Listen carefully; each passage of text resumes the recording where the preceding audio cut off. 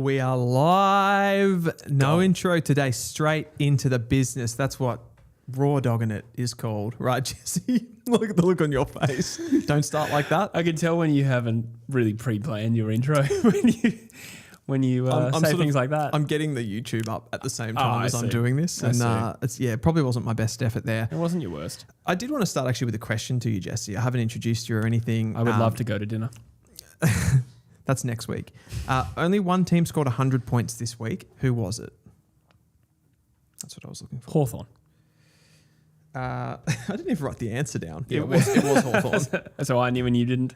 113, I want to say. Yes. Yes, the Adelaide-Melbourne game was dour, 79-62. Yep. GWS lost to Carlton 65-88. Yeah. North and Richmond was a bit of a lower scoring game as well. Stink fest. Yeah. That one. And Freo were 99. To 90. Yep. We like that, don't we? Yeah. We like those grinds. Yeah. I don't know. I do. Myers. Grinds, Myers. So, Jesse, your winners. Who were the winners of the round? I've got a couple if you don't. I have a couple too. I'd say probably Carlton. Keeps their season alive. I think it was one of those games they needed to win, a bit of an 8-point play against a team that is also competing for a spot in the 10. Yeah. So I thought it was a big danger game for him, so I think that's a clear choice. Hawthorn would also be pretty happy. Hawthorn would be happy. Freo. Albeit, Freo would be happy. What about Crom? I thought they got a result that I saw coming. Yeah. Which is probably what makes it different. I suppose Hawthorn I also expected to win. I kind of thought that the same with Hawthorn. I just think, I suppose maybe I'm grouping in a bunch of wins for the Adelaide Crows. Yeah, they just seem to be in such good form over the last month or so. Yep. They look like they've got those better players in their team back. So it's Keen's back. Keane is back as well. Keen for butts. I'm thinking more like Curtin. Yes, I got that joke. That's banked. Keen on butts. Or is it Stank? What? Continue. Oh, Jesse.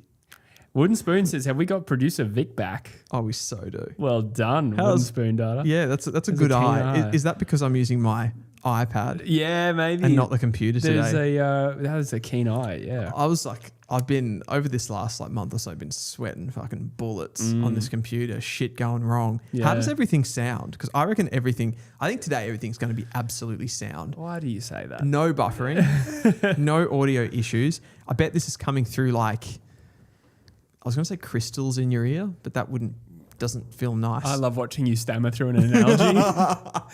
Didn't you? I feel like I clicked onto like one of your streams, and then I saw one of the comments said something about you getting the analogy wrong. It sounds like me. Yeah, it was like, yeah. I think the analogy was this, Dylan. Was it? I was stammering through. I wanted to say that Neocleus, he turned really well. So I wanted to say turned on a dime. Yeah, that's right. Yeah, turned on a dime. And what did you say? I think what was coming into my head was turned on a sixpence, which is a more old fashioned saying. Yeah. I'd say that's like the British one. Yeah. Versus turned on a dime. Okay. And it just got lost. Yes. Fair enough. It Mortal happens. Wombat says sound is on point. Produce Mr. deserves a raise. Yes. I'm not sure if that's a typo. James Workshop says Collingwood are delusionally happy, perhaps. They are delusionally happy. I've actually got a bit on that. Okay. I've got a bit on that as we get into this. Wolfie Conservative and the official UFL are asking about the Suns. Well, the official UFL says they're screwed. And Wolfie says, do you see the Suns playing finals? The Suns? Yeah. Kane Corns, I saw, said absolutely lock it in. They'll play finals. It was one of those King and Kane Corns bets that I don't know if they actually did one, but it'd be staggering if they didn't play finals. Yeah, I know they've got a really difficult draw coming up, and it's going to be tough. Yeah, they'll play finals. Yeah, but someone's going to come out if Carlton are in. Yeah, well, North. Yeah, that's a more obvious one, I suppose. That's a really obvious one. Khan the Baggers, fair play, fair fucking play to Carlton. They were they 1-9? 1-8, I thought. 1-8. Yeah, I'm not sure exactly. And they stammered their way. He was really on the word stammered. Yeah, I keep going with it now. I just put it right there. They stuttered through that Richmond game. On a sixpence. On a dime, whatever. Yeah, no, they've been awesome. They've been awesome. They're riding a wave. It's actually kind of sickening. You know, you see Cottrell, he's like playing the harmonica in the club song and all of that kind of stuff. Like it's a bit gross, isn't it? Like, Well, we have a question here from the big fella. G'day, fellas. Will Carlton ever lose again? Jokes aside, surely Dean has to be right in the mix for a rising star. He's locking down the opposition's best forwards at 18. Yep, I agree. 100%. If we had to do a power rankings, you go, I say Willem. Some would say Jagger. Either way, those are the two. But you'd go, in no particular order, Goddard is in that mix. Yeah. Harry Dean, absolutely in that mix. I feel like I'm forgetting someone. Trem's in the mix, but I don't think he was the one I was thinking of. Back. Let us know in the chat who I'm missing. I feel like there was an obvious 4. I reckon you mean Dersma, Jagger, Dean, Maybe Gothard. Dean was the 4th. Never mind. Yeah, Gothard was certainly there. Let me know in the chat if Roby. I don't know if he was the one I'm thinking of. I'm just crumbling under lights here. Who else could it be? To answer the question, yeah, he's in that 4. I don't know if I see him winning it, but I think he's not far. It'd be cool to see a key position defender win it. It would be cool. I don't know if we've seen that for a long time. Not for a long time. Like since 2000, has there been a key defender win it? We've seen key position players like Hogan and Jackson. Who was that Brisbane Lions guy that won it back in like the mid-2000s? Taylor in 2013. He was more of a running back though, wasn't he? Yeah, he was small. He was like 174 centimetres. Oh, was he? Yeah. Oh, okay. Yeah, a bit of a blind spot there for me. Yeah. Losers, we talked about the Crows, we talked about Freo, we talked about Carlton. Who are the biggest losers of the round? Is Josiah. Let me just open up my notes. I think the Giants on the flip side of the Blues there would be. I think the Saints also lost an 8-point game against a team that they had to win that, didn't they? Yeah, they felt like that. The Suns also kind of stinking it up a little bit. I suppose, like I said, I thought the Hawks were always going to win that, but they just sort of continue this. I don't know if the word is malaise, but completely. It's not a bad word. Yeah, they're continuing this form that shows they're not quite on the standard of teams that they probably should be on the standard of. So I'd say that was a little bit of a loss. But I think in terms of season stakes, the Giants and the Saints, probably the two. Giants and the Saints. I thought Richmond. Okay. Different stakes. Talk to me. Yeah. Different ends of the More ladder. of a porterhouse than a sirloin. Yeah, I just think to dish up that sort of a performance against a North Melbourne team that aren't exactly flying. No. I know we're now in the 10. We're sitting at 7 wins, 7 losses and a draw, which sounds pretty nice, but they would have penciled that game in as a possible one they could have won. Sure. I just don't really think they tested us. Fair. To not throw a punch at all. I kind of, rightly or wrongly, look at how teams go head to head, and North always make mincemeat of Richmond, and Richmond always beat us. Kind of recently, yeah. And another one, like another example for us is we've got Carlton this week, and I think that some would see that as a potential winnable game. Maybe not now that they've continued winning, but for me, I know that they always kill us. So I'm probably going to go pretty lenient if we get slaughtered because I've just seen it time and time and again. So to revert that back to this conversation, Richmond never really get close to North. So that's why I didn't consider it that way. I mean, but I think what you're saying is fair. Two of their games, we played them twice last year. We beat them once comfortably down in Tassie. Yeah. The G, they kind of gave you a bit more of a run. They gave us a game. That could have gone either way. That's true. Fair enough. No, I think you're right. It's really hard. I think like actually Harry Sheezer in an interview earlier in the year kind of said this best. Like he was talking about good matchups for us, and he's like, we don't have good matchups. Like everybody beats us. So like it's it's not a bad point. Grimsby is in the chat. He says, "Go Hawks," and he says, "Dylan, can I get a long yeah, boy?"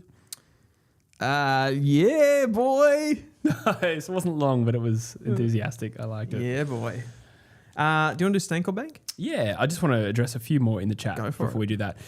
Elkarium says, having a buy as an Eagles fan is bittersweet. I love watching my team play, heavily invested, but is often bad for the old cardiovascular. Nice to have a rest from the suffering too. It was nice to have a little week off. That being said, I feel like we've been more enjoyable to watch in recent times. You guys, I reckon you've had a really good season. Maybe that's easy for me to say as a North Melbourne supporter. I think the numbers would support that. I posted a graphic on Instagram during the week on True Eagle that said, we're basically up in massive stats that we were distantly 18th in before. Yeah. We're also top 4 for ground balls, which is something that we've said we want to build our game around. So in addition to winning more games and just the 2 100-point losses this year, that's probably the biggest blemish on the year, but I think you take the whole package. I think consistently you guys have shown that fight and determination in every Yeah. single game. And you couple that with the development of some of those younger players. I don't really know what else you could have expected. We did ladder predictors at the beginning of the year. Everyone was saying that West Coast were by far the worst team in the comp, and you're sitting third bottom. That's true. I'd say the last 5 weeks have been a real indication of pushing deep, and he says it's not good for the old cardiovascular. We've lost close games. I've personally been fairly relaxed in them because of what we're seeing big picture. So that's good. Yeah. That's good. Ask us again after Carlton batter us, though. Yeah. There's always, that's the problem in the the place that West Coast live. There's always a battering. Just as soon as something goes well, there's a threat, isn't there? There's a threat that it's just all going to go back to the beginning. So it's scary. Shadow Light says, Dylan, a question for you.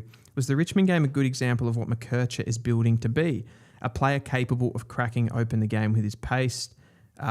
With interest. Winterest? With interest. With interest. Once breaking a tackle. For sure. I actually think that game, he played really, really well. I watched the replay back of that this morning because I was streaming the Champs games at the time. But yeah, some of his moves and stuff off the half back line were really, really good. The thing that McKercher has to fix is when he gets into tight spaces and when he receives handballs coming into traffic, he really struggles with the knowing that the contact's coming and being able to deal with that physicality. And people will say that it's about his size. I don't really think it is about his size. I think he's worried about the contact. So that's kind of a harder thing to teach, I think. So that's difficult. I think that sort of caps him as a bit more of that straight line runner off the back half. But he can still do a lot of damage doing that. Yeah. Yeah, fair enough. I wish, I suppose in my head, I wish he was as tough as Errol Goulden. I just don't think he is as tough as Errol Goulden. Yeah, I know what you mean. You can get smaller players that are tough. A strange one for us is Andrew Gaff. Not known for the contest, but when it was his turn, he did go. He did go, yeah. So yeah, you're right. It's all about the dog and the man. Dog, yeah. What's we're I don't want to stumble on this one. Size of the dog and the man, yeah. The size of the dog and the size of the fight and it's not the size of the dog in the fight. It's not the size of the dog, it's the fight in the dog. Fight in the dog. Yeah, there's no man involved. There's no man. Let's just steer clear of that one. Mr. Blick says, Jesse, I think I spotted you in the wild in Melbs, but I was too starstruck to say hi. That's funny. Have either of you lads had any random fan run-ins? Mr. Blix, tell us where that was and when, and I'll confirm whether it was me. Starstruck by you. I know. It's the mustache. It's dazzling. If you actually met Jesse, you the loveliest guy. Oh, the loveliest. That's not where I thought you were going to go with that. Oh, really? Yeah. No, you're very approachable. Oh, thank you, Dylan. Yes. Now I'm blushing. Just Finn McNeil 7393. Comparing McKercher to Goulden is a crime. I fucking just said that he wasn't as good as him. I was explicit. I said that I wish McKercher was as what was the phrase? Tough. I wish he was as tough as Goulden. Yeah. That's not comparing him. Yeah, no, I get your point. Yeah. Sorry, I did never actually answer that question. Have we ever had any random fan run-ins? It does happen occasionally. Yeah. I've been out a couple of times with you where you've had particularly quite a lot of fandom drinks. Too many beers and got sloppy. Yeah. Oh, over 9 years. Yeah, it has happened a little bit. At Eagles games a little bit as well. Certainly more when we won. I went back for the Eagles and North game we won, and it was 12 people coming out of the game all said hello, which was quite unusual. So maybe we just don't win enough. Yeah, you need that. You need that sugar hit a little bit. Spinkscape says I seem tolerable. That's nice. Jesse seems tolerable to be fair. Yeah, good call. Were you in Chadstone on Saturday? Me? No. Oh. Who said that? Baseline sounds. I think it was a joke.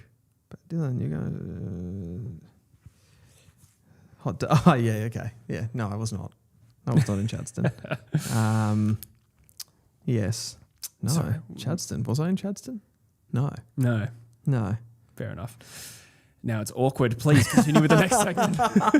Marcus says, question for the lads. Assume Carlton have left their run too late this season and get Walker and maybe a trade or two in the off-season. What can they reach as their ceiling next season? So that's, I assume, meaning they miss the top 10. They get Walker and maybe a trade or two in the off-season. So that's a big extra detail, a trade or two. What does that look like? Is it Jed Walter? Or would it be another Campbell Chesser.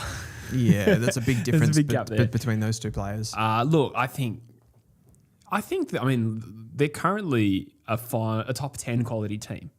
They're a mid-table team. Yeah. So I think, what's their ceiling? I think they're well and within their rights to say we're going to play finals next season. Yep. That being said, being ambitious to finish 10th isn't necessarily great, but you're allowed to pop too, right? Like just because you finish like whatever they're going to finish, say they finish 11th this season, like it doesn't have to be like incremental. They go to 9th. Like they could. I still do think there are holes in that team. Totally. Yeah. I guess the question is what is their ceiling based on the talent they have on their list? I don't know if they have top 4 potential. Top 6 perhaps would be the absolute the heights. Yeah. There's probably an absence of strong teams at the moment, with all due respect. Like Geelong and Hawthorn have been shaky and sit 3rd and 4th. Yeah. Adelaide have overcome a slower start. Brisbane are miles off in a lot of the performances we've seen. So in theory, yes. But in my mind, what is a top 6 team? I think Carlton could scrape it next year. They could scrape it. Yeah. There's always surprises. Yeah. Being a well-coached team goes a long way. Being a well-coached It's not so much team. just about the 23, and it feels like their system's coming a long way. Oh, it does. And they feel very connected. They do. And they're defending well. So that can elevate a team that I think was more talented a few years ago. There's not a lot of chat about Wiedering leaving now, is there? No, that's true. That's true. Since all of that stuff's gone. So, yeah, I mean, they have Wiedering. Harry Dean has another year. Jagger Smith. Yep. Taylor Byrne. Jack Ison. All of these players are starting to look a lot better, and the list is looking a lot better already. Even the recruits from last year look better now than they did 6-7 weeks ago. So absolutely. They could probably do a lot. Let's be real. You don't have to just like accept what you're given. Yeah. You can outperform.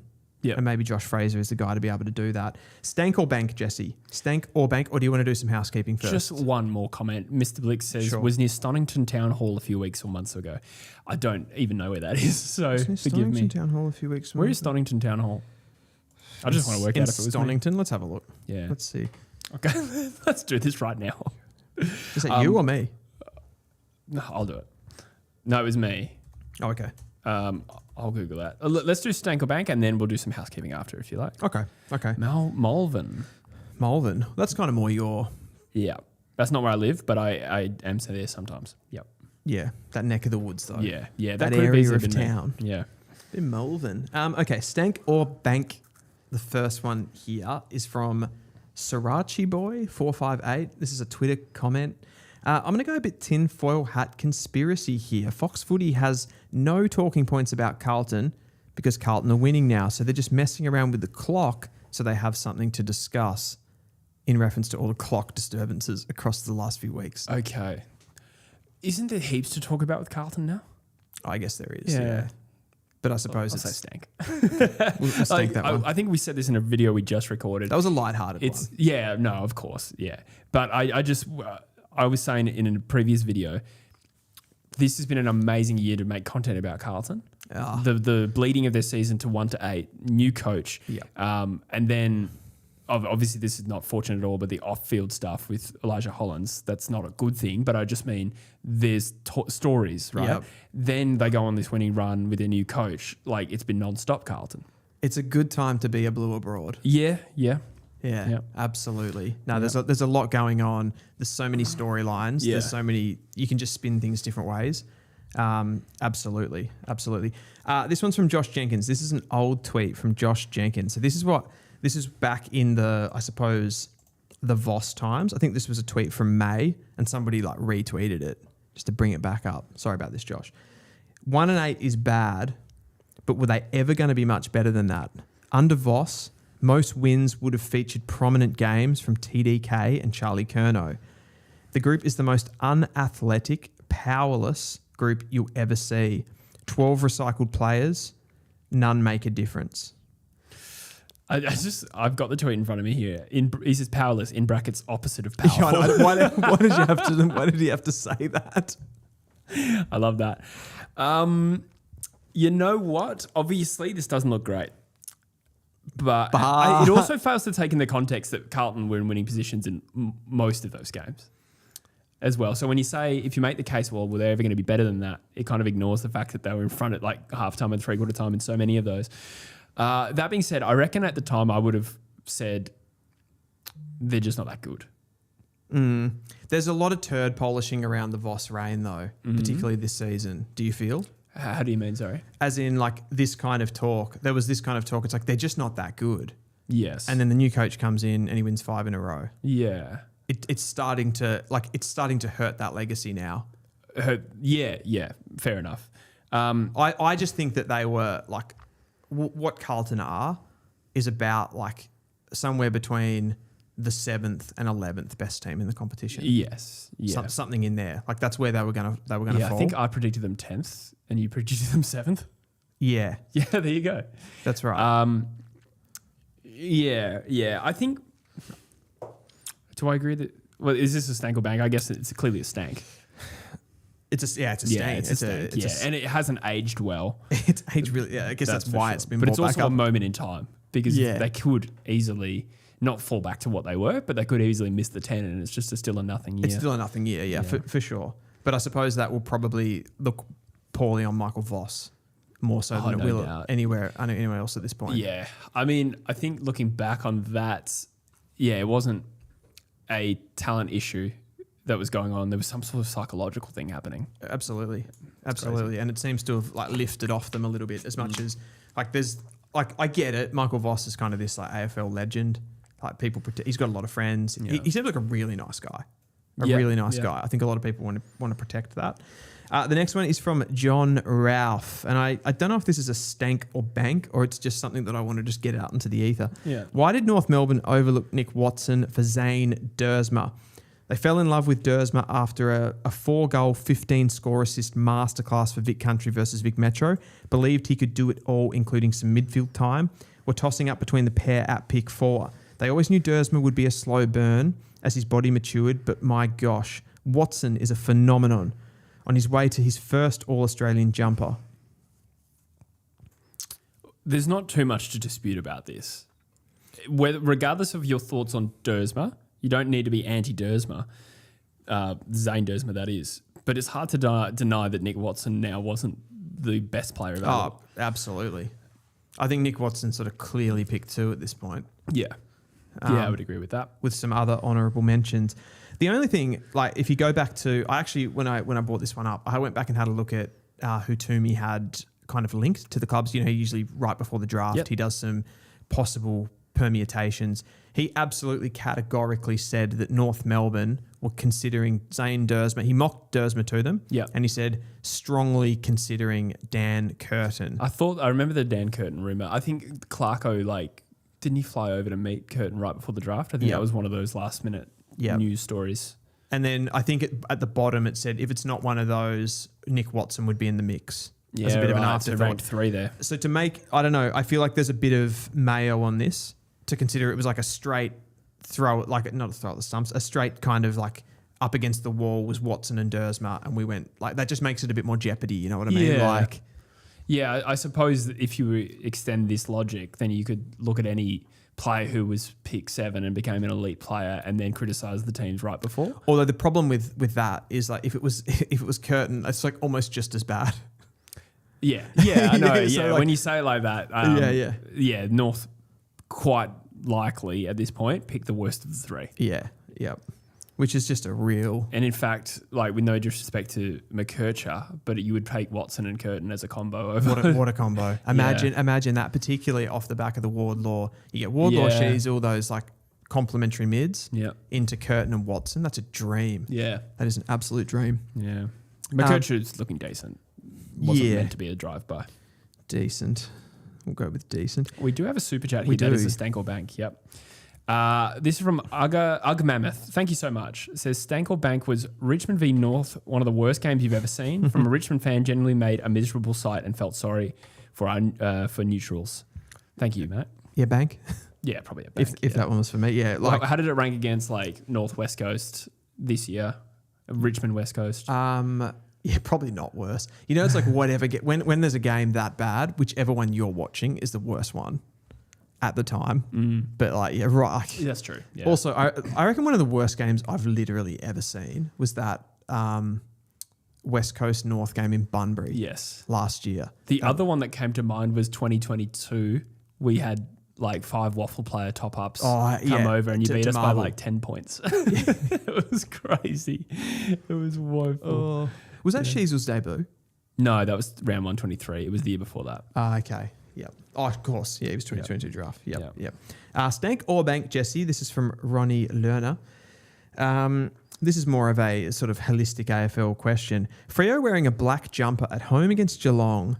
Yeah, that makes heaps of sense. The utter lack of respect that teams have for their club colours and identity in the modern era is nothing short of disgraceful. Money at the expense of tradition and history as usual. Oh, I just added that in. He didn't put that. Like, Yeah, I figured it's hard to type that. he didn't put like a poof or something. I don't know about the intensity of it, but I actually kind of agree. Oh, okay. I didn't think you'd go this way. I like to see traditional jumpers used for the most part. I don't love the experimentation with... When you say traditional jumpers, you don't mean like historic jumper. You mean... No, not like retro jumpers, but like your club colours. I like, that's my favourite time to see West Coasters in their normal royal blue jumper. Yep. And that's important to me. Don't like wearing the Clash Indigenous round and those jumpers. Like I'm totally for that. Yep. And they can be creative, but that's once or twice a year. But when you start adding in all these jumpers, I'll be honest, I don't even know what the stealth jumper's for. Right. So I know Fremantle wears a Starlight jumper, totally valid. Yeah, that's for a very good cause. Like children's cancer. Exactly, totally different. But the stealth jumper, as far as I'm aware, is it just artistic? Because that's the sort of thing I don't love. I don't even know. Yeah. Maybe Maybe people in the chat can let us know. my opinion, like just zero fucks. Yeah, fair enough. Like- I get most people are like that. Yeah, but yeah. But even like, I got into Liverpool as a fan, like really around the Brendan Rodgers era. And I just remember being pissed off when we announced like a orange third kit. I'd be like, this doesn't even look like the team I support. I like seeing my team in their colours. Particularly Liverpool, it's like that very iconic, like straight red. Yep. Or like white away. That's obviously fine. Yeah. But like bright orange or purple, I think was another third kit we had. It's just like... Oh, it could be anything really. You could be any team out there. Yeah, it's true. I guess it's just a moneymaker, isn't it? Which that's what Ronnie says. The next one's also Freo related from Ben McIntosh. This is an interesting one. I'm really interested in what you have to say about this. Murphy Reid is now in the Dacos sweet spot of receiving praise for basic football plays. He's an absolute jet, but geez, it's grating.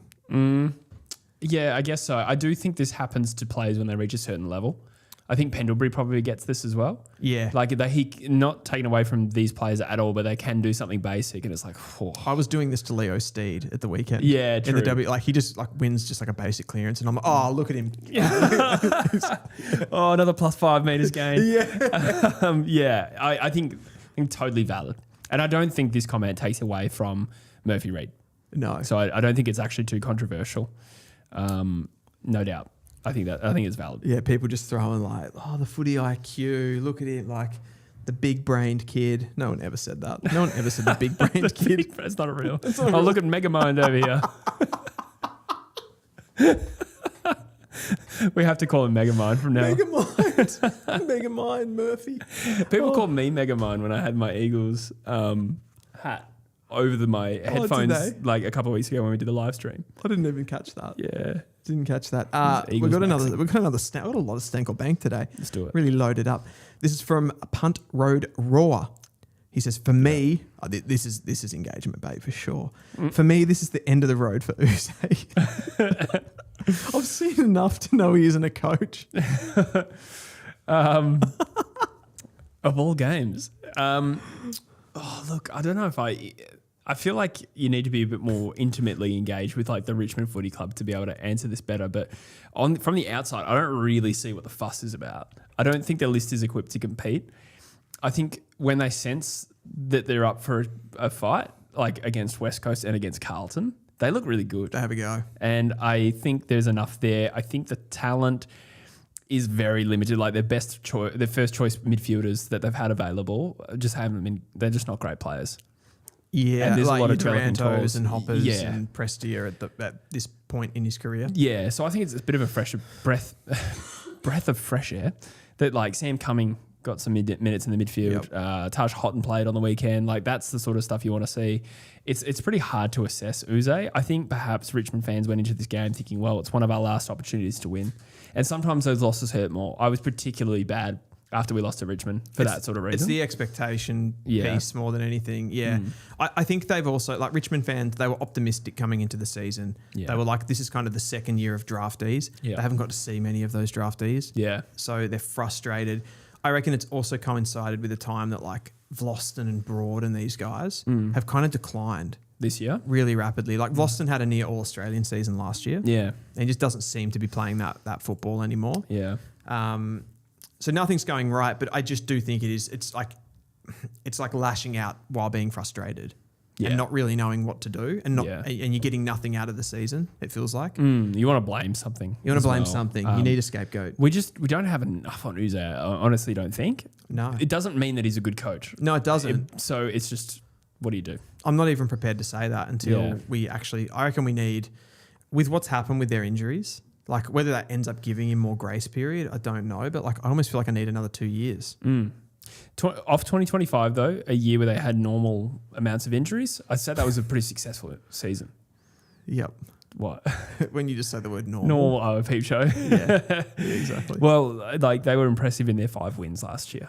Like their best. No, they were. I think a lot of that was coming from their older players, and I think Sam Lawler was like high level last year, and they haven't had him right. Yeah, Taj Houghton played at the end of last season too, and was really good. Yep. So getting him back is imperative. It feels like an element of them going through the motions, but they're so young, it's hard to judge. That's right. The Colonel has asked, what was the debate for West Coast Eagles with Kane? I hate to disappoint you. Mine was not an Eagles related one. I won't spoil it. Oh, yeah, of course. But that comes out in a few weeks, I think. Footy Fan Network was involved in events where we get to debate Kane Corns on his hottest takes. And there's been 2 so far, a Collingwood and an Essendon one. I got an inside scoop for you on Kane. Okay. I expected you to gasp. Before I said it. He's such a nice guy. Oh, yeah. People are going to hate that. They're going to be like, well, that doesn't fit the image I have of Kane. Yeah, and they may not like him, but he was a very, very nice guy. Very respectful of everyone in the room. Made a point, like I was probably the only one who didn't say hello to him just because of the way it happened. And then he just made a point of coming over and said, sorry, man, I didn't get to say hello to you. And then we chatted. So I don't know. I really enjoyed the experience. So keep an eye out for that. Just to plug that a little. That is coming. I like this one from Spinscapes. He says, Jesse, the stealth jumper is to take you by surprise. Yeah. They kind of took the Cats by surprise in the second half. Oh, they did. Jack Rewalt, this is from Adam. Jack Rewalt just said in Fox Footy that Josh Carr is the 3rd best coach in the league. Jack Rewalt. Cox, we got stuck on that before. We're like, who said that? Cox, Longmuir and Carr are the 3 he said. David King was in shock. Stank or bank? I'm going to say Stank. To Rewalt's claim here, not to Rewalt's claim. Not again. Like I don't really have that strong an opinion of Josh Carr. I would say that he's actually going all right. Definitely, I think Port Adelaide, certainly in terms of their defense, it's working well. I think they're particularly ill-equipped to compete for finals, right? And they're nowhere near that. And some of the numbers would suggest maybe they're a bit better than their ladder position suggests. I think he's actually going pretty well.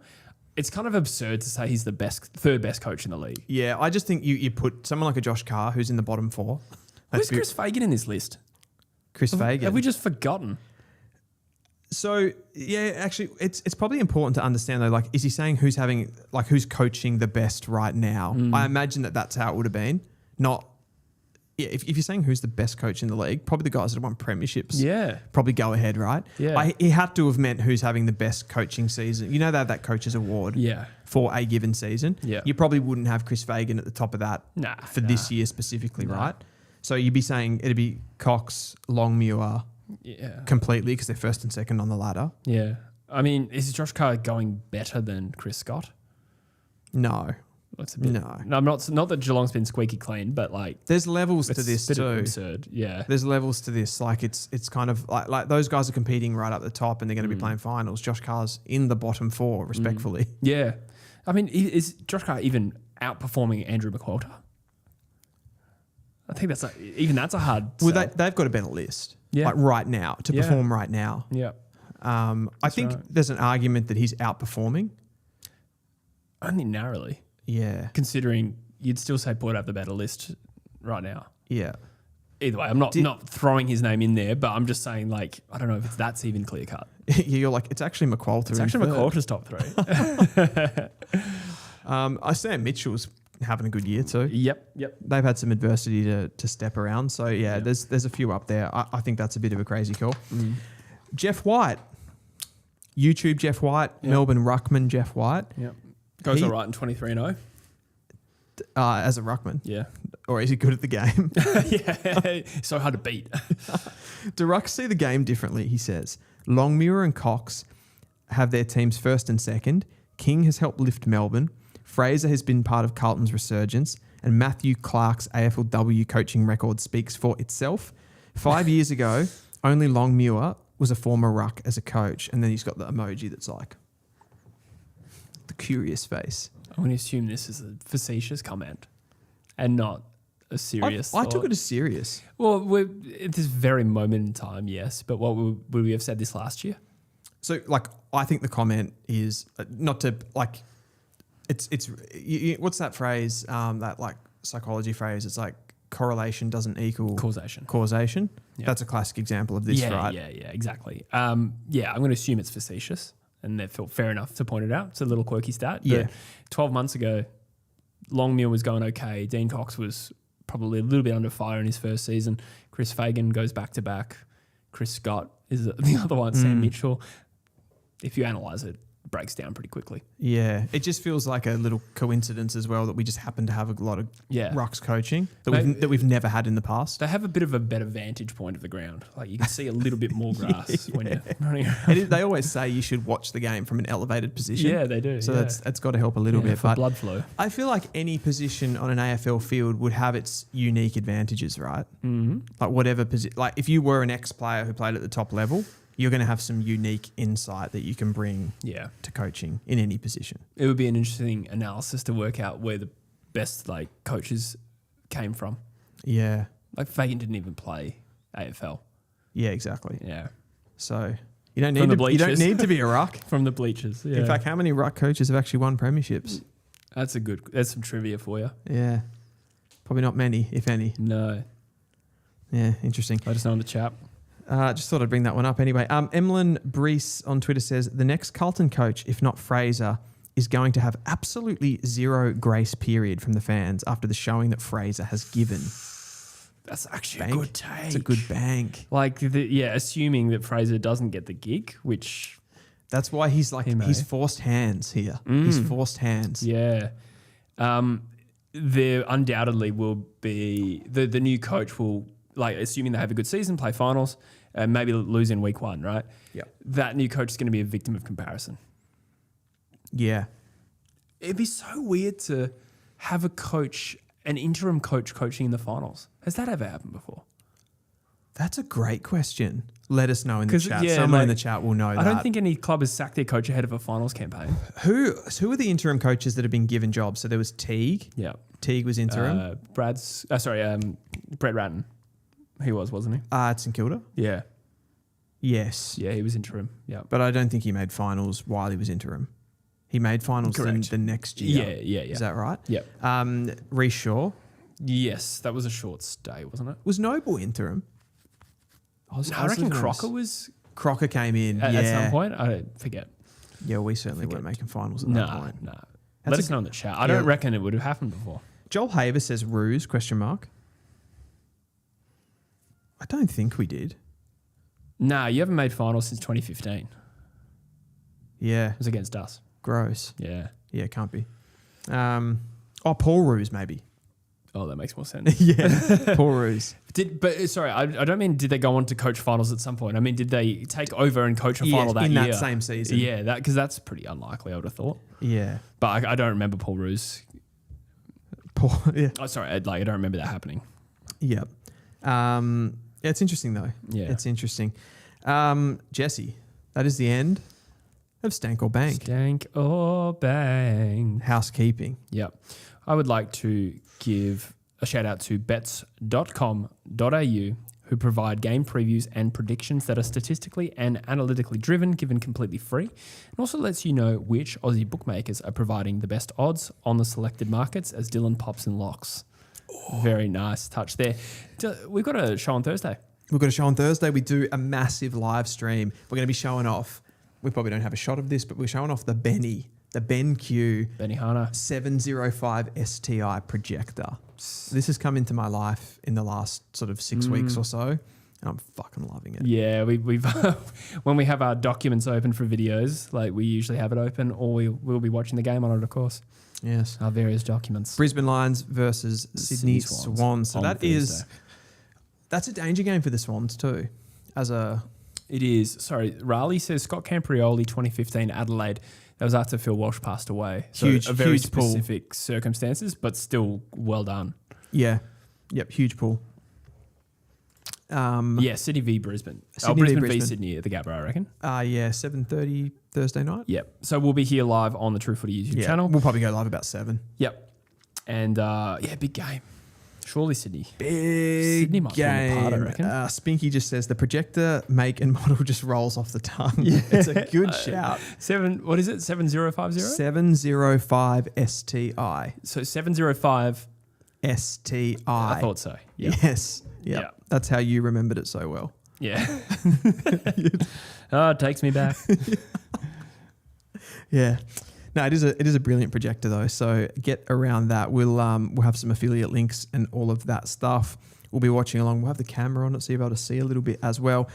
I just saw a chat that was interesting. While you do that, I will shout out new members of the channel who became members of the True Footy YouTube channel. Oh yes. This week, Josh the One, DJR9431, Caden, Trudy, El Hijo del Toshio, and the Hanger HQ. Thank you so much for your support. Really appreciate you. Love that. We've got a comment here from Footy Lux. He said, what do you guys think of the Josh Smiley situation before we get into the games? What's the Josh Smiley situation? Well, the Josh Smiley situation, I suppose, is the fact that he hasn't played a game in almost 2 years. Yeah. I think he is on the road to recovery at the moment. I think he went over to the US, got some treatment, and they're just being really, really patient with him. I'm not sure if they think he's going to play another game a game this season. I suppose at this point you do just have to be patient with it. Excuse me. Yeah. I just wasn't sure if something else had happened that I'd missed over the last few days. Yeah. I mean, yeah. What can you do? What can you do? I think it's an enormous ask for a player to come in like their third year, having played he wouldn't even played much VFL over the last 2 years. I wouldn't have thought. No. In that first year, he played a bit. Yeah. I remember he played against the Willem Dersmer Academy side. Yeah. With that crop of players like Cooper Duff Tytler and that draft, and he played all right in those games. But yeah, he just it's so funny. For whatever reason, the last thing that I thought would have been the issue with Josh Smiley would have been him getting the body right. Why's that? Well, I just thought that his issues would have been with the adapting to AFL as that type of player. Sure. The running and the spreading and those sorts of things, and having the bite, and it just didn't it must have blindsided Richmond as well. How much trouble he's had with his body. He played pretty much that entire season. He didn't have many injuries that year. Yeah. If it makes people have any sort of faith, I remember Shuey had a very similar first 2 years in his career. He played 6 games in 2 years. Admittedly, the difference were I don't think there were soft tissue injuries. I reckon it was a broken leg. I think glandular fever was another one, which does make this different. But he did come second in the Rising Star as soon as he got on the field. So that's just an example of how a player can have 2 years off basically, and it's not curtains. So that sort of injury, it's interesting to note though, because that was the same in his draft year. Foss played barely any footy. Yeah, and everyone started to talk about everyone started to talk about how he was injury prone. But he had these separate, strange injuries that weren't really injuries of an injury-prone player. It was, someone stepped on his finger, or he broke a finger, and then someone stepped on it, cut it open, and then it needed stitches, and then the stitches came open and stuff like that, and then there were there might have been a broken bone somewhere else at some point as well. So it was just it is interesting. We will get into the footy. I will probably go to the bathroom though. No, he's going to go to the bathroom. Tink or of course stink? He is. I'll see what people have to say about that. We've got 148 on the chat, so good numbers in here on a Monday night. It's just gone up to 157 too. I feel like Catherine Zeta-Jones. It must be me talking about the STI projector. What do we have? Mortal Wombat. Josh Smiley hasn't played in almost 2 years. He is a 198.5 centimetre midfielder now. Poor lad played 5 to 6 VFL games last year. Want him to do well. Absolutely. Like, I'd love to see him come in and play well. I'm like obsessed with being able to see all of these Richmond draftees just play one game together. And not necessarily even the talls who are going to take a little bit longer, but I'd love to see at least Sam Lawler, Josh Smiley. Give me Taj Houghton in that mix. Give me Sam Cumming. Give me Sam Grill. Just give me those 5. Even, at the moment, just like forget about Jonty Fall, forget about Harry Armstrong, forget about Thomas Sims. They were, they're talls. They're going to, before they become really good players, it's going to take a couple of years, I reckon. Let's get all those mids and those mid forwards just purring for Richmond. I would love to see that. So we can actually kind of probably at that point, and once those guys have played between, 30 to 60 games, then you can start actually having a look at Adam Uze. We've got a few more in the chat here. Blair Dowker says, "What up, fam? What up, you, mate? What up, you?" Kate Smallman says, "Mention shoe and soft tissue injuries just sent shivers down the spine. I'll never recover." Shuey. Poor Luke Shuey. But he had a great career. So if Josh Smiley if he was to come back, like it's not all doom and gloom if he can get the body right. He can still be a good player. Blair Dowker says, "Jesse, if Voss got sacked earlier, would Carlton be top 6? I'll ask him that when he gets back from the bathroom.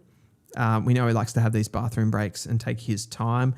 Rayleigh said, "Sid Draper having similar issues in Adelaide, can't get on the park."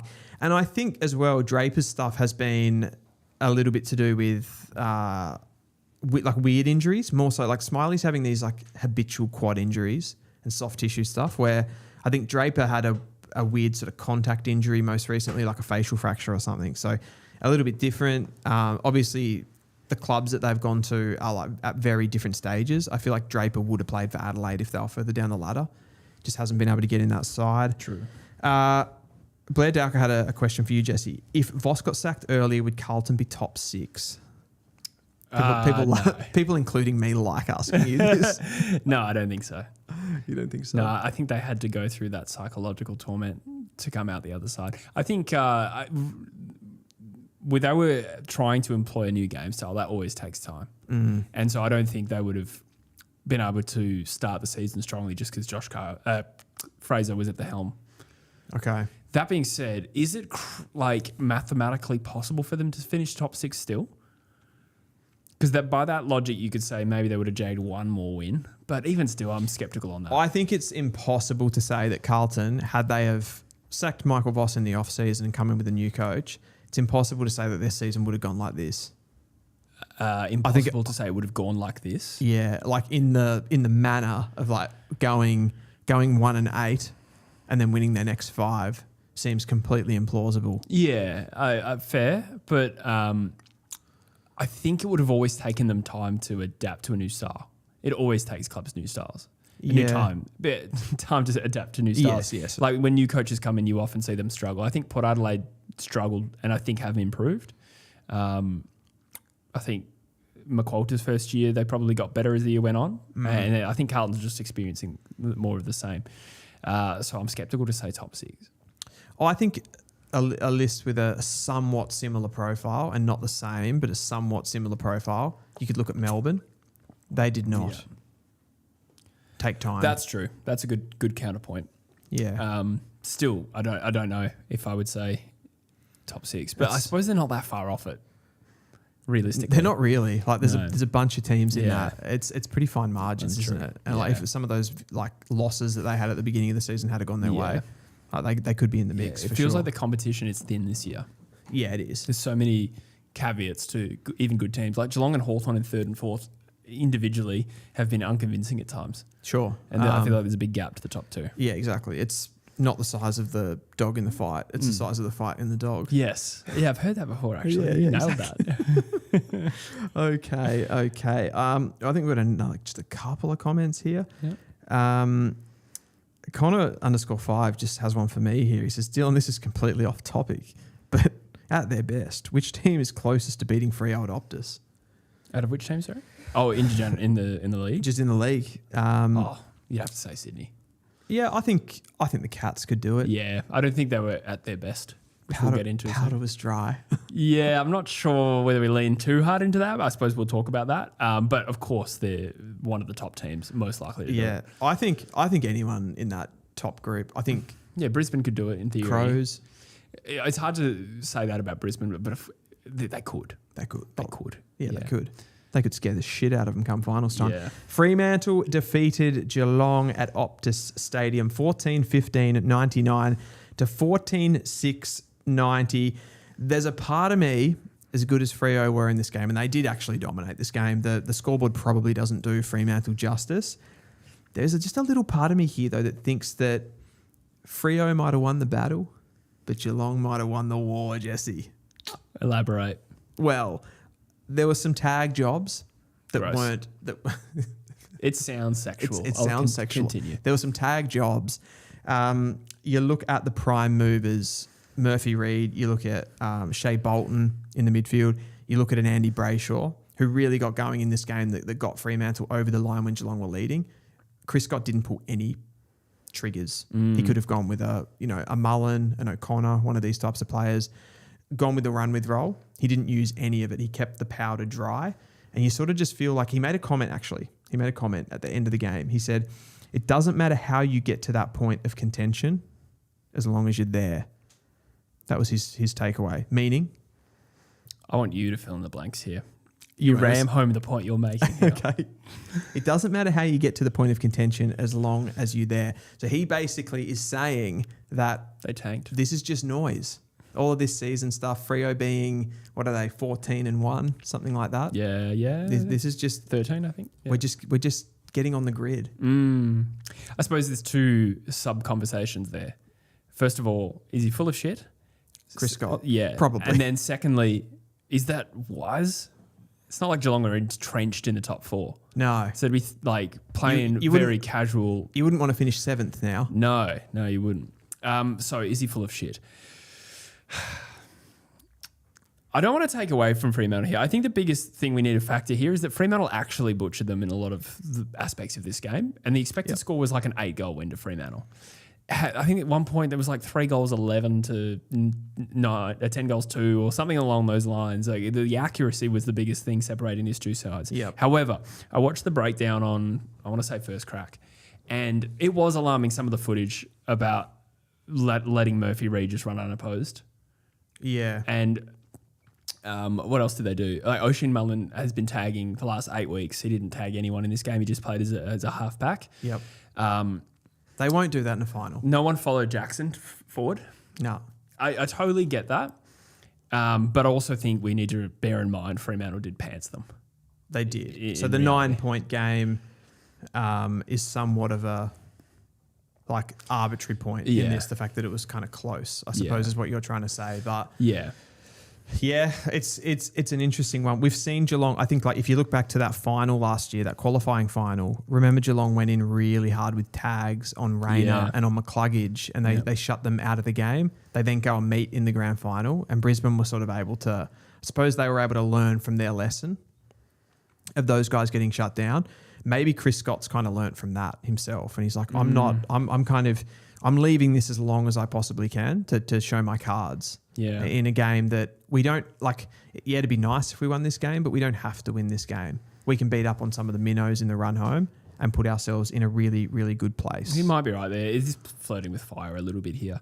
But yeah, I think undeniably there's some funny buggers going on.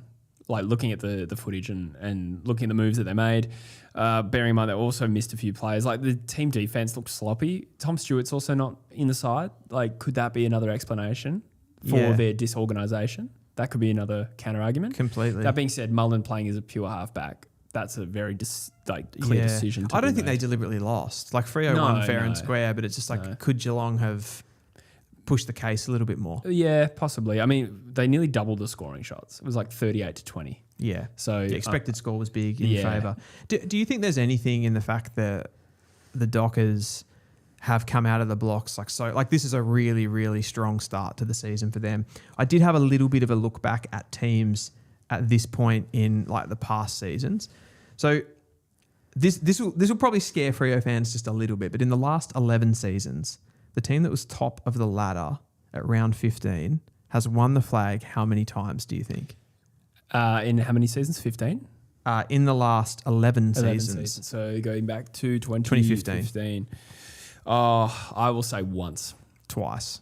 Was it Collingwood in 23? Collingwood in 23 and Melbourne, I think Melbourne 21. In 21. Yeah, okay, that's true. That makes sense. Yeah. That's true.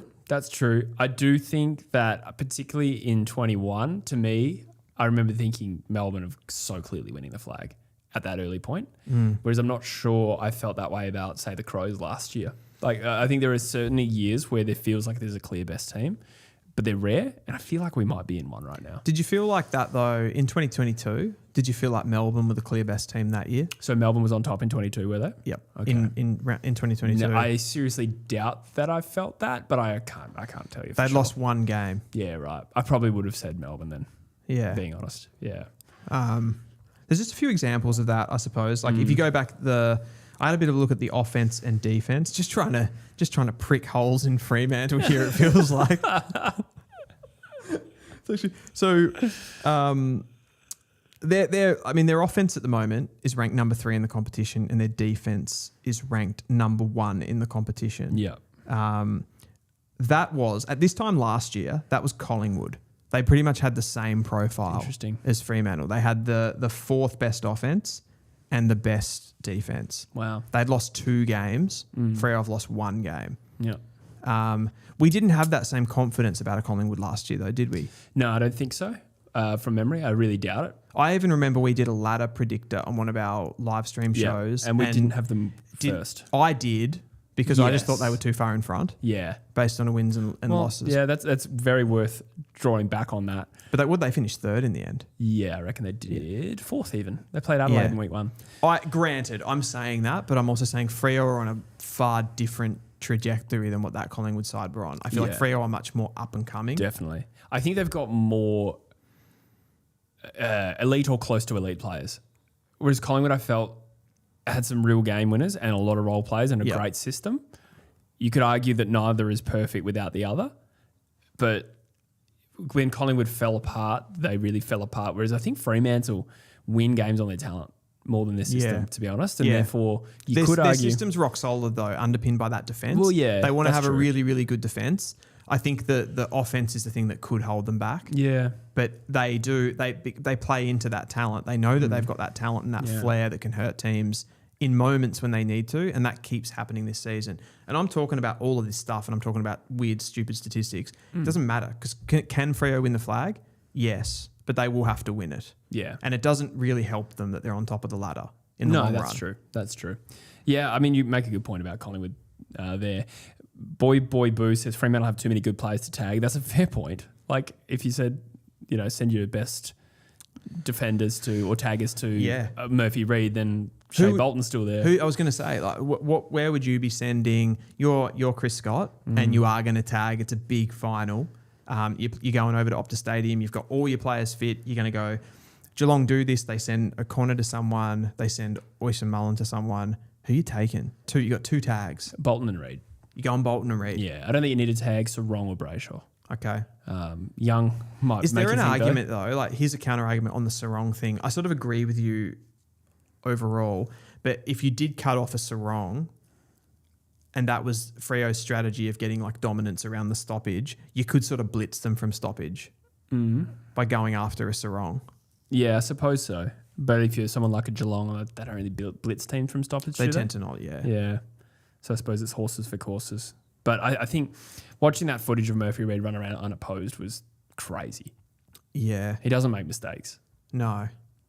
And Bolton is another one of those. Bolton's another one. I'd want to do something about Jackson too. Yeah, that one's a little bit different. You need to send like a ruck to him, I would have thought. Yeah, Blitzarves probably does that job. Yeah. Someone that could actually go with him athletically. It's interesting. I think the only, I suppose the disappointing part about that part of the ladder at the moment, that's where all the action is, and that's where the Premier is going to ultimately come from. And there's that kind of Sydney Freo gap that feels like it's insurmountable at the moment. So it feels like they're just now really like they've just got to go through the motions a bit to finish this season and just get to where they need to be for finals. That's true. Yeah. Do you think either one of them is gettable for top two? There's a little part of me that thinks Sydney, because at times over the last few years they've shown some fragility at times, it makes me think they're not a lock. But then again, you think who replaces them, and Geelong and Hawthorn. And we've got the same question solid. marks about all of those teams. Yeah, exactly. I'm interested to see what people are saying here. In the chat, I saw some interesting stuff back a little bit far. You know, I'm bad at reading these comments. Oh, there was some stuff about Freo. Where is it? Collingwood fell off really hard after round 14 in 2023. I can't remember the precise round. I checked the ladder at round 15 of last season, and they were, I think they couldn't have been 14 and 2, could they? Were they 13 Not sure. I do remember they lost games to Fremantle, the G. They lost to the Gold Coast Suns in Queensland. They lost to Hawthorn. And but it was all in a run at the back end of the season, and then they steadied a little bit. Did Adelaide beat them as well? They might have. I think Adelaide beat them in the home and away. Yeah, that sounds about right. I think Adelaide are a serious threat for the flag. For the flag. Oh my God, let's get to them when we get to them, because I want to unpack that. Yeah, absolutely. I do love them. I really like them. Shall we hit on to the Hawthorn Hawks versus the Gold Coast Suns? This one was 17-11. 113 to 14-13, 97. Hawthorn probably did most of their damage here. And again, this is this sort of weird juxtaposition of the Gold Coast Suns. Like, probably the best midfield pound for pound in the competition.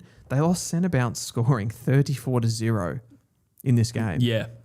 Like that, you're just not winning if that happens. Yeah, exactly. Their clearance and stoppage profile in particular has crashed. They were plus 3.3 last year, down to minus 6.9. Yep. And stoppage scoring, it was plus 9 to minus 1.1. It's mental. I think they're ranked 18th for clearance still. I didn't actually. They are ranked 18th for clearance differential, which is a stat that you do just based on raw clearance. In this game, Anderson had 88% centre bounces. Matt Rao had 79% centre bounces. Moyle was the major ruck factor with 59%, and then the other mids were Petrarca 56 and Miller 44. There is star factor in there everywhere. They won the hitouts. They won the hitouts to advantage. They won the hitout to first possession, but they somehow lost clearances. They also lost, one contested ball by 25. They battered Hawthorn in the contested ball. It's just absolutely mental. You know what, the only thing, and I'll play a little bit of devil's advocate here for the Gold Coast Suns.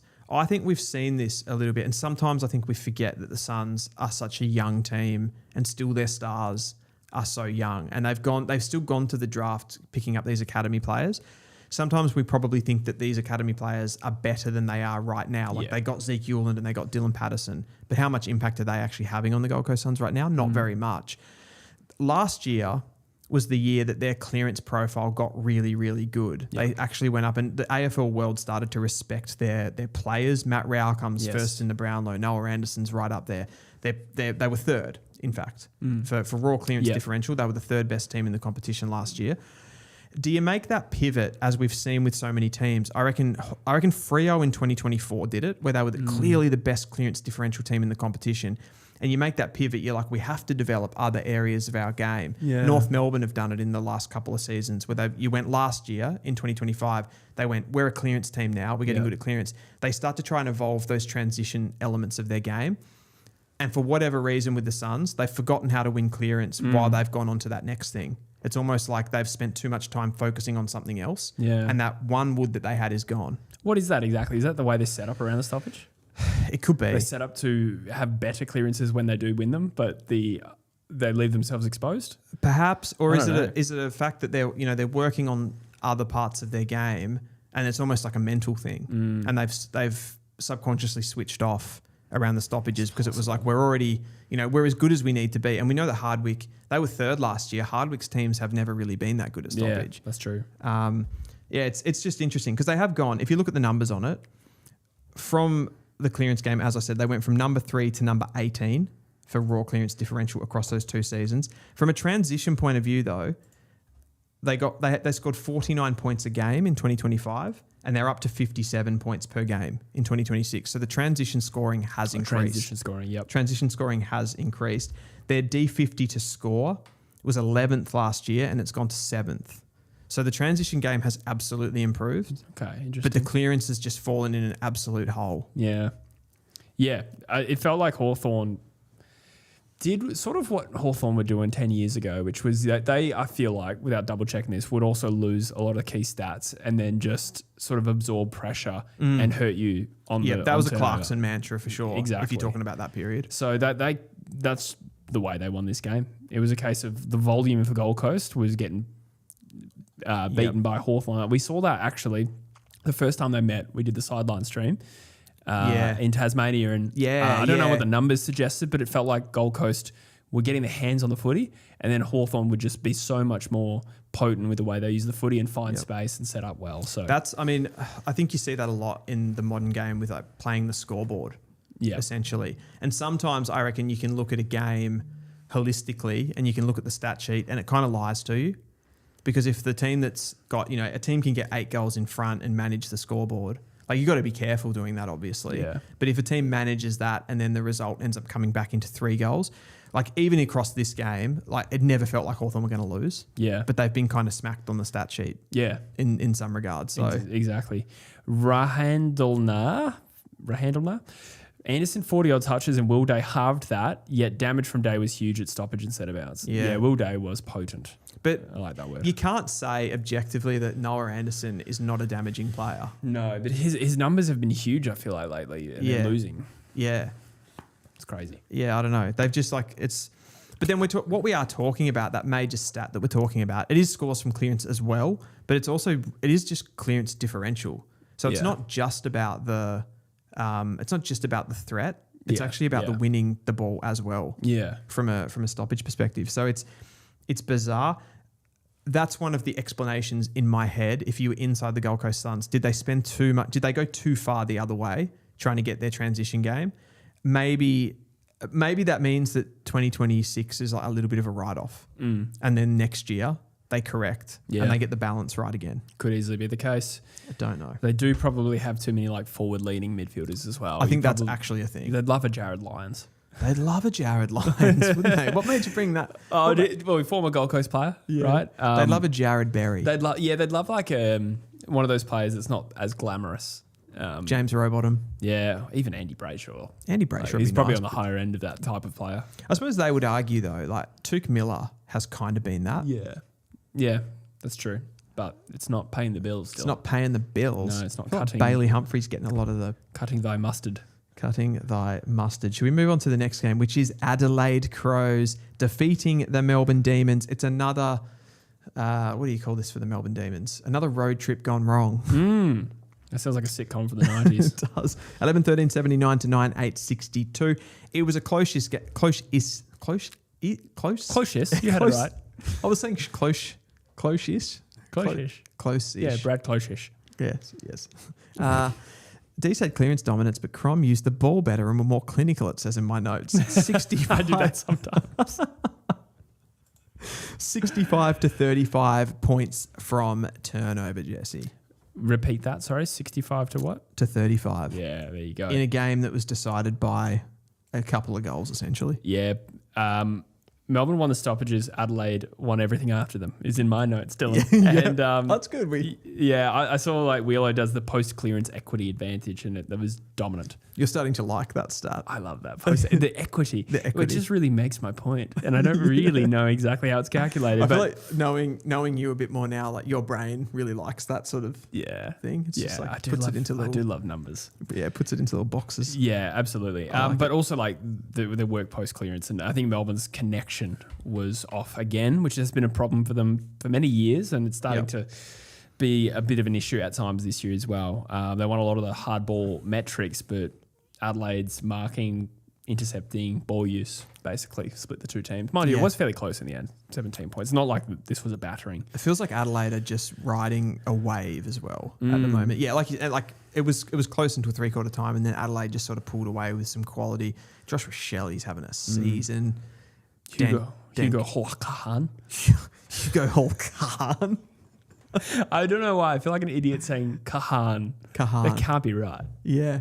Maybe it is. He's a good player. Yeah, he is. He is a very good player, using the ball so well. So he's given them something. I think players like that actually give them depth and give them some quality off the back half. I think that they're a bit similar to Freo in the way they play. I would actually love those two teams just to go head to head in a final. And you've got those like Josh Rochelli types up against a Murphy Reed type. You got like a Thilthorpe up against a Josh Tracy. Rankin and Bolton. Yeah, like that type of player. Like I think they're built a little bit similar. They've got some like good rookie picks that have come in and sort of fulfilled like key posts, some dogged defenders. Borlase and Keane also played. Borlase and Keane back Creme Borlase. Keane's a big return as well. They're similar to like Cox and Ryan type players. Yeah. Down back for the Dockers. Like I just want to see those two just beat the shit out of each other. I reckon they did have a good game earlier this year. Yeah. I'd actually love to see that. So, Crom, can they win the premiership, Jesse? I'm saying, yeah, they can. Yeah, that's a... I'm not saying they will. Where do they need to finish in the 4, though? I don't think they need to. You 6. Really? Yeah. They could finish in the 4, though. It's bold to say that a 6th ranked team can finish the flag, win the flag. We did see Brisbane do it, but Brisbane had at least played in a grand final the year before. Yep. But they had their year last year. They had their rise. The Crom. Yeah, they played finals. That's true. They played in 2 finals. They would have learnt a bit from that. Yeah. Not to be shit in big games. Yeah. I do think they probably need to finish in the 4 though. Okay. 6 would give them an elimination final in Adelaide, and then 3 away finals. It is a lot. It is a lot. Potentially, I think they can be all over the country as well. It's not like they're going to be in Melbourne. Perhaps they you're can right. be in Sydney. They can be in Perth. Then the MCG. I didn't check this, but what is their run home looking like in the next? Oh, I'm not sure, to be honest. I think, what are they? Are they? I love it. We always look at the sock because we used to have a ladder. Oh, here it is. Oh, no, it's probably not updated. Yeah, the one that's been on the ground for weeks, probably not updated. Damn. So they are 5th on the ladder. So they are equal in points to the Cats, 7% high on percentage, equal to Melbourne. Those are the 2 most recent wins I think Adelaide have had. Yeah. Yeah. I just feel like they've had a really good month, and it's not just wins. I totally agree. It's just a matter of whether they make the 4, whether they can do it from outside the 4. So they have the showdown. Should win that. A West Coast at Optus. Ooh, Friday night. Is that the next 2? Yeah, Friday night. Why are you putting that on Friday night? I don't know. Then you guys should never see Friday night football. I think they're trying to hide us with a double up. Yeah. Because we have a Derby Friday night coming up. We have 2 Friday night games coming up. That's the only game that should be on Friday night. The Derby? Yeah. No, neither of them should be on Friday night. The Derby's going to be a massacre. The Gold Coast Suns in Adelaide, they do have a trip to Sydney to play the Swans. So that's their first loss. Yeah, let's call it a loss for now. Yeah. They could get the Swans on an off day. Yeah, they host Collingwood. Win. They have Essendon at Marvel. Win. Richmond at Adelaide Oval. And then in the final 2 weeks, which I don't think are fixtured yet, they do have Freo at Optus. Okay, loss. So 2 losses. And then GWS, who knows what to make of them. Oh, You probably tip win. You tip win, Yeah. but you never know with the Giants. If they lost 2 games for the rest of the season, they're in the 4. Be the 4, yeah. Yeah. Gee, they've got... Yeah, if they're in the 4, I'd say they're a chance, but then lose week 1 to Fremantle. They'd have to win an away prelim. That'd be a great first final. I'd love to see that if they snuck into the 4. Play Freo over in Optus. That's like a great test for both teams. 2 young, like up and coming sides. Yeah, I feel that would be actually awesome to watch. It would. In the chat, there's a bit of Melbourne chatter here. We didn't go into that much. I was really impressed from a Melbourne perspective in this game. Like, he probably didn't have the consistent 4 quarters that you want, but Harvey Langford, he just continues to impress me. He kicked a massive snap goal early in the first quarter. He followed it up with just like an intercept possession, then hitting a dart to Van Rooyen. He kind of just does everything. He just keeps impressing me. I thought he had deficiencies in his draft year, but he's just such a good footballer. Sorry, I was just trying to time someone out for spamming the chat Oh, while you were okay. talking. Who was the player you said? I was talking about Harvey Langford. Yeah, Rogue Riot did it. Thank you. Harvey Langford. Yes. Something about him being good, Dylan. Yeah, it's just so good. Yeah. We have just done a young talent review show, which we actually filmed last week. It didn't record properly. We've redone it. And I feel like he might be one that moves up to the top category. He could be. Yeah, the performance is too hard to deny. Yeah. No, he's elite. His kicking skills are great. He doesn't look that good on the eye at times. And what I mean by that is like his kind of running gait and stuff. He's not like a smooth mover. Cumbersome a little bit slow, but just gets it done. Yeah, he does. So strong. Kicks goals. Very good player. This is a comment that popped up. This was one that I was considering for Stank or Bank, but Matthew Stone on Twitter about Melbourne said, convinced half the people in the media aren't looking at how difficult Melbourne's run home is. Realistically, having a home wildcard final is the best case scenario. Having an away wildcard final is still the most likely. Missing the 10 is still entirely plausible. Let's have a look. We both did our mid-season ladder predictor. Yep. And mine, I think both of ours was based on Squiggle. Like we went through and tipped the games, and we both had them ninth. I certainly had them ninth. Not sure where exactly. They have, in fairness to them, I think they've already won one game that I didn't tip them to win. Who was that against? I'm trying to remember now. Collingwood. Yeah, I tipped Collingwood to beat them. Yeah, gotcha. Okay, so they play the Hawks this week in Tassie. They'll beat Richmond. They should beat North. That game's at Marvel though. They're not good at Marvel. I think we could test them. Like we've got to be looking at winning a game like that. Whether we'll actually do it, I think you probably still got to pencil it in for a win for them. Yeah. The Cats at the G. Loss. Not convinced that's a loss. Okay. At the G. Have they lost at the G yet? No. I don't think so. No. Gold Coast in Queensland. Oh, did they lose to Freo at the G? No, I haven't played them yet. They lost at Optus. Yeah, Optus, yeah. Yeah, okay. Gold Coast in Queensland. Tough. Loss. Okay. Then Fremantle at the G. Winnable. Winnable, but I reckon like that could be... We can't just say they beat everyone at the G. Yes, we can. Dylan. Okay. No, you're right. You got to say that's like 50-50 at best. Yeah. But probably not even 50-50. But I do think that one's winnable. Then the Power in in Adelaide, where they have been unconvincing. Yeah. Well, obviously they only lost by 17 So you think points. they're more likely to beat the Dockers at the G than Port in Adelaide? No, I wouldn't say that. I think... No, I wouldn't say that. Okay. But also they're unconvincing away from the G. They are. So like the Power is not a gimme. They lost to the Giants in Alice Springs, didn't they? Yeah. Was it Giants? Yeah, got pantsed. They got pantsed. Yeah, and, like 7 goals and we or something. thought that the Giants at that point were just absolutely going to shred through the competition. And since then they fucking lost to St Kilda and Carlton. Yeah. So like what's going on? Yeah, What's going on? That's true. Which gets us to the Giants. They are the next game, Jesse. Carlton defeated the GWS Giants 12-16-88 to 9-11-65. Guess how many points Carlton scored from turnover in this game? Because this is the one thing that Michael Voss just absolutely could not get right. He was just a stoppage guy. They only scored from stoppage. They couldn't get the turnover game going.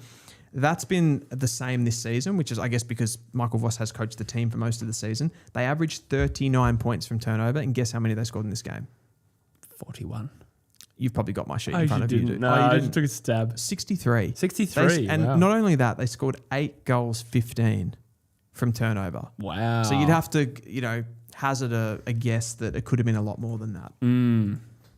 So I've got here that they scored 51 points from forward half possessions.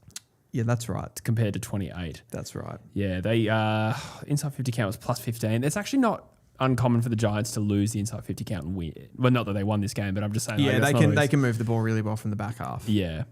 Contested possession plus 12. So they did the things that they would normally do anyway, Carlton, but their turnover games improved. What do you put down to, again, like you've kind of anything you talk about with Carlton at the moment sort of has to be viewed through the lens of the Voss-Fraser paradox, because I don't know how else to do it. Like Voss lost every game. Paradigm? Paradox. I was thinking paradox. Oh, maybe I did mean paradigm in that context. It matters. Let's say it's a paradox though, isn't it? Yeah. Because of how like contrasting. Okay. That's a paradox? I forget what a paradox is. let's not worry Is it about it. something that's self-contradicting? I don't know. Yeah, it's like a contradiction. Okay. Just 1 second. This is important. It is important. Words matter. Are you actually looking it up? Yeah, I am. I've already forgotten the original phrasing. A statement or situation that appears self-contradictory or logically impossible. So I think what I meant by that in the paradox sense was that Voss and Fraser have very contrasting, like contradictory results. Yeah, that's true. Yeah. Yeah. I think that's what I was going for. I actually wasn't going for chalk paradigm. and cheese would be another way to say it. Chalk and cheese. Yeah. Light and shade. There's a lot of those things. What I wanted to ask you about here, definitely got off on a tangent there. So Cripps, huge game here. Yep. 33 disposals, 7 clearances, 3 tackles. Sam Walsh, probably the best game I've seen him play in a while. He had 34 disposals, a goal and 5 clearances. Why were they playing so shit under Michael Voss? That's the age-old question, isn't it? It is the age-old question. I'd say, look, very simple generic answer. What? I love how sick of answering the Michael Voss questions Carlton, you are. You're like, Michael Voss. You're literally rubbing your eyes. I'd say a combination of trying to adapt to a new style and psychological demons, particularly after the Richmond game. I guess the Sydney game didn't help. That was Sydney and then into Richmond. And then, not sure the order, like North was in there somewhere, but it was Melbourne before. They were like 8 goals up against Melbourne. That was early in the year, wasn't it? Yeah, that's what I mean. I'm okay. going like their first 3 or 4 weeks. Sorry. Yeah. And I think those sets of events like led to psychological demons that they had to overcome, That just which kept getting worse. may have come against Fremantle and Brisbane when they played really well to finish the game and didn't win, but they were like, oh, hang on, we can win the last quarter. Yeah. Collingwood was a game earlier in the year too. That's right. Big Phrase just came in and just started just Throwing fathering haymakers. everyone. Yes. It was like, it's going to be okay. What about the defence though?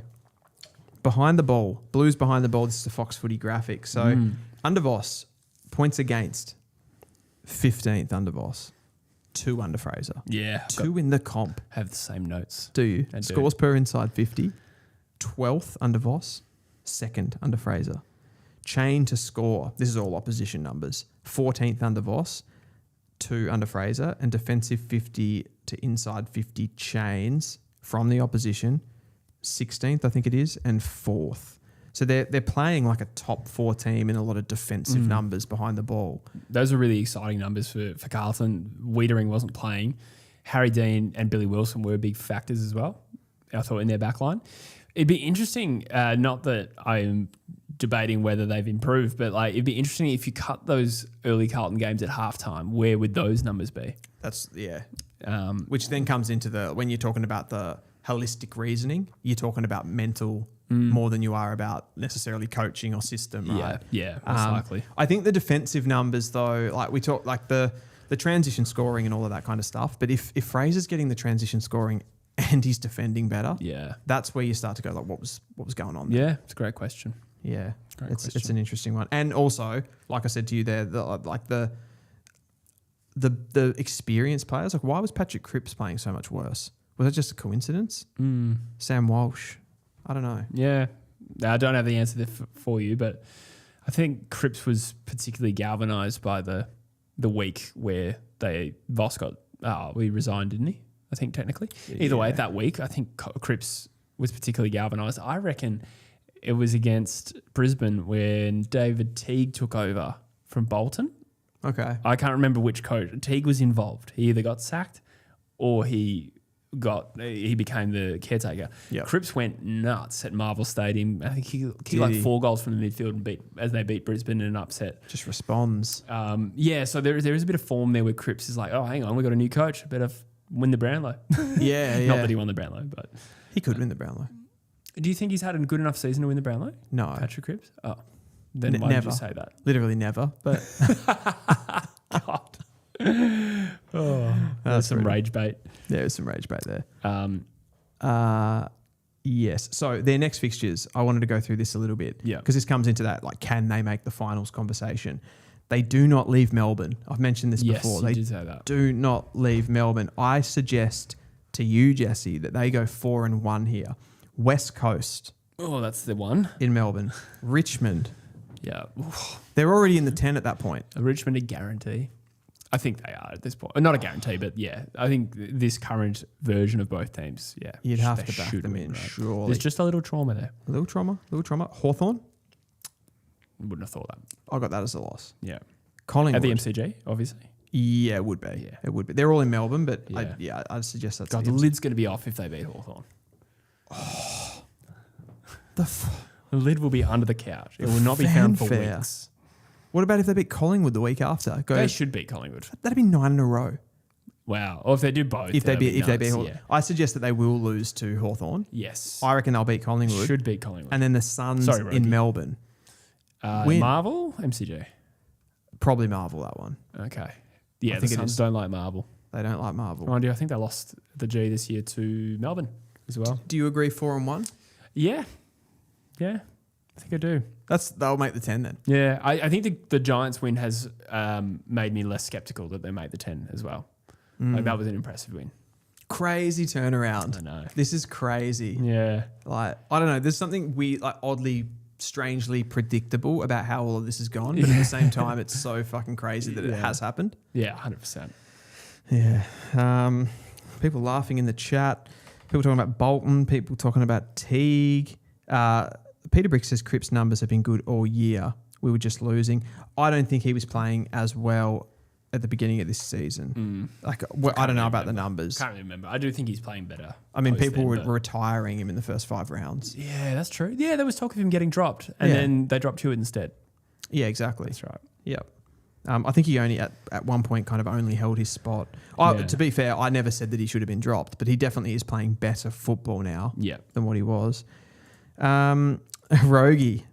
Rogie's piped up, Jesse. Yeah, I thought he might. Doesn't matter how good Carlton are, they don't beat us. Fair enough. We should, if we stream that game, if we happen to stream that game, we should get that comment and put it up in the corner of the stream.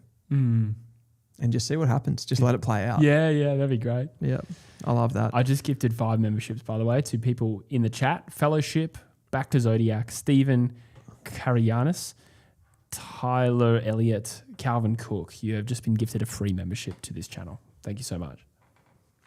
This is a really good call from the official UFL. He says, "True footy. The Suns are totally making the 10." Did I say that or did I quote Corns? No, but we agreed. Yeah. I think you agreed. I think you 10. agreed. Yeah. I said it would be implausible if they didn't make the 10. Yeah. I suppose we're both true footy though. I kind of read that as me, not Yeah, I thought it was just like we kind of both went with that. Yeah. The Suns are totally making the 10. Also true footy predicts all of the things that kick the Suns out of the 10. Yeah, it's actually so true. Because who's not making the 10? If Carlton are making the 10, I'm still not 100% convinced. North are not making the 10. Yeah. So that's Carlton's spot, right? Yeah, presumably. Yep. Who else is vulnerable? Yeah, who's vulnerable? Gold Coast, well, they're 9th. So they're probably the next cab off the rank. Shit. I just think they're too good not to make the 10. Like, I would have on thought some level. I would have thought so. Their fixture is tough. The Bulldogs, they're not. They kind of eke out results here and there. Where are they? 7th. But there's like 4 points separating them. Yeah. And in fact, no, there's 8 points separating them in North. So, they're probably okay, to be honest. I know they're in 8th position. They're actually level on points with Geelong. God, what is going on? Yeah. They got 92%. Yeah. And they're level with Geelong. Yeah. Geelong are on 120%. Adelaide have played one less game than Geelong. They have. Yeah. So they're really above them. Yeah, okay. Presumably. Yeah. Yep. No, it's a fascinating season. I feel the D's are vulnerable. I feel the Dogs are vulnerable. I've got to give Brisbane more respect than just saying that they're not going to drop out of the 10. You wouldn't have thought so, no. No. North will. North absolutely will. Yeah. So that we can lock that in 100%. So, Collingwood defeated Port Adelaide 11-12, 78 to 6, 16, 52. I know this was you were talking about it before. You said it was a disappointing result for Port Adelaide. It was at the MCG, so it's a travelling side. A lot of young players in that Port Adelaide team at the moment. They actually were pretty good in this game for large parts of it, but there was just a passage, I think it was about the third quarter, where Collingwood kind of just went bang, bang, bang. Yeah. And it was kind of over from They there. unravelled in the second half. Collingwood also do have the wood over them big time.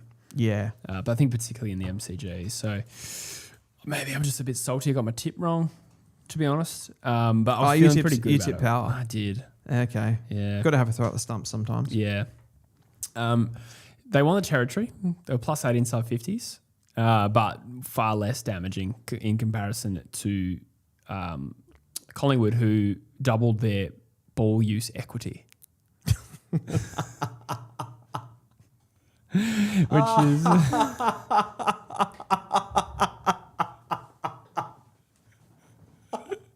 I thought you'd like that. Oh, what does it even mean? It's an algorithm to determine how good one team's ball use. Well, it's that or it's disposal efficiency. I can't possibly use that. But this is where the game was lost. 6 goals, 16. I think they lose the game regardless. That's actually where the game was Yeah. lost. Yeah. But the ball use equity was all over the place, Dylan. Well, imagine like you doing a team talk. Yeah. You go to halftime and you're like, the ball use equity. It was trebled. Oh, I would love to know how that is calculated, but that'd be amazing. works. It would be amazing.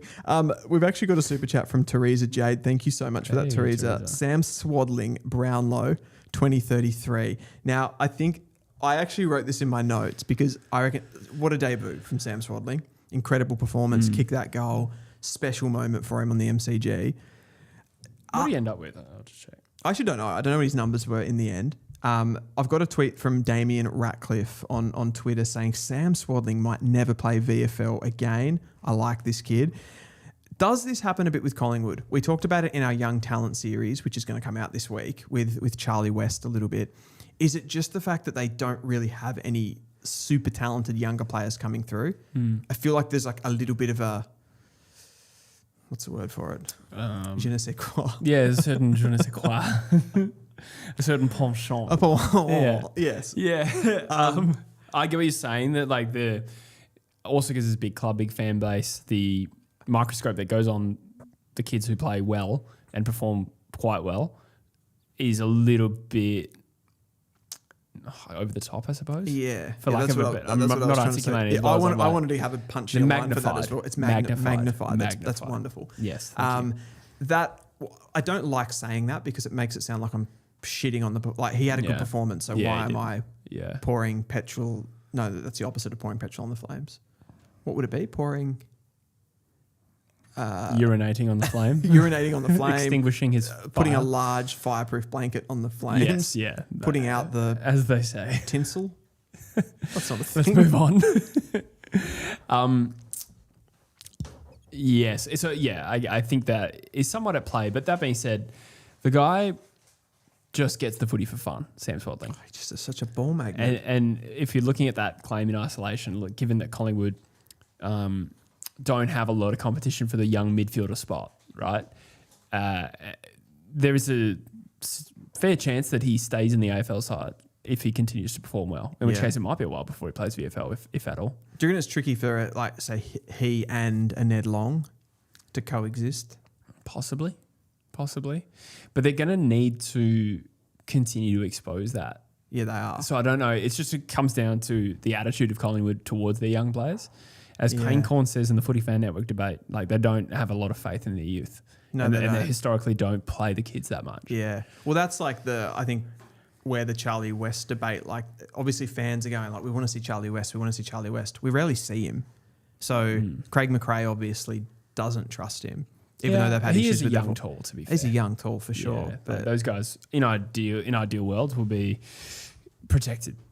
Yeah. A little bit. Yeah, you'd like to see, particularly this year feels like an absolute no-brainer for Collingwood just to play as many of those guys as possible. You got plenty of experience around them. Just give them a year. There is a bit of a denial, I think, that they don't want to send the message, I think, that they're going to go through a list transition. I think to their own players, do you think, or to the public? Members, for public, and possibly it's just like a value held by them to always try and be competitive, play their best team every week. That's a bit of a cutting off your nose to spite your face. I'd understand it if it was like a message to your own players. It's like, we never rebuild. Like, you've got to get into this team, you've got to earn your way into this team. Well, that's essentially what I'm getting at. Okay. I do also think there's a mind on making the supporters feel like they're not going to become West Coast. And therefore they're going to keep powering through. Ironically, you'd say that's probably how West Coast got into the spot that they're in. But I actually think they'll wait till like October and then That is ironic. Yeah, they'll go bang, bang, bang. I reckon Collingwood in their ideal world. That's where they'll transition the list. But Teresa said that Nick Dacos said Swaddling is his favourite. It's happening. I like that. Oh, I do.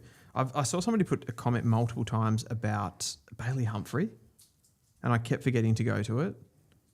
Here we go. Connor_5.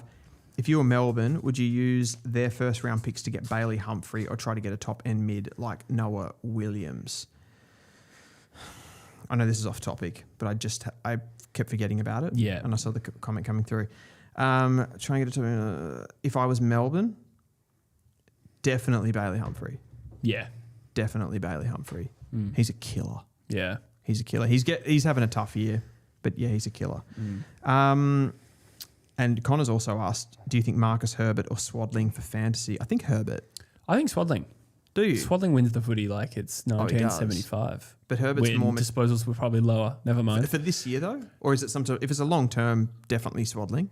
If it's a short term, I would say Herberto because of the mature...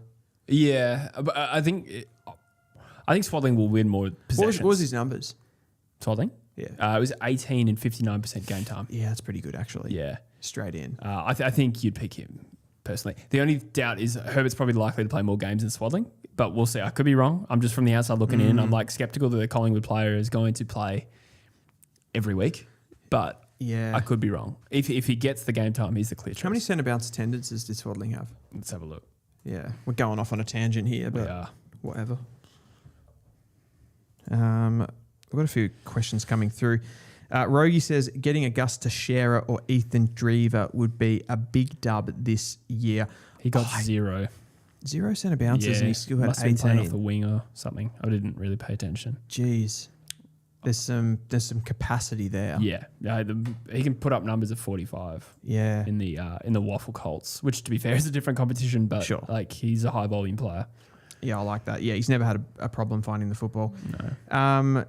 If Collingwood got Ethan Drever, it's just going to be it's hard with those bottom teams. Who's going to there's probably the bottom 3 that are set, and then you probably got teams like Port, North, St Kilda, Giants, Collingwood fighting it out for those next spots.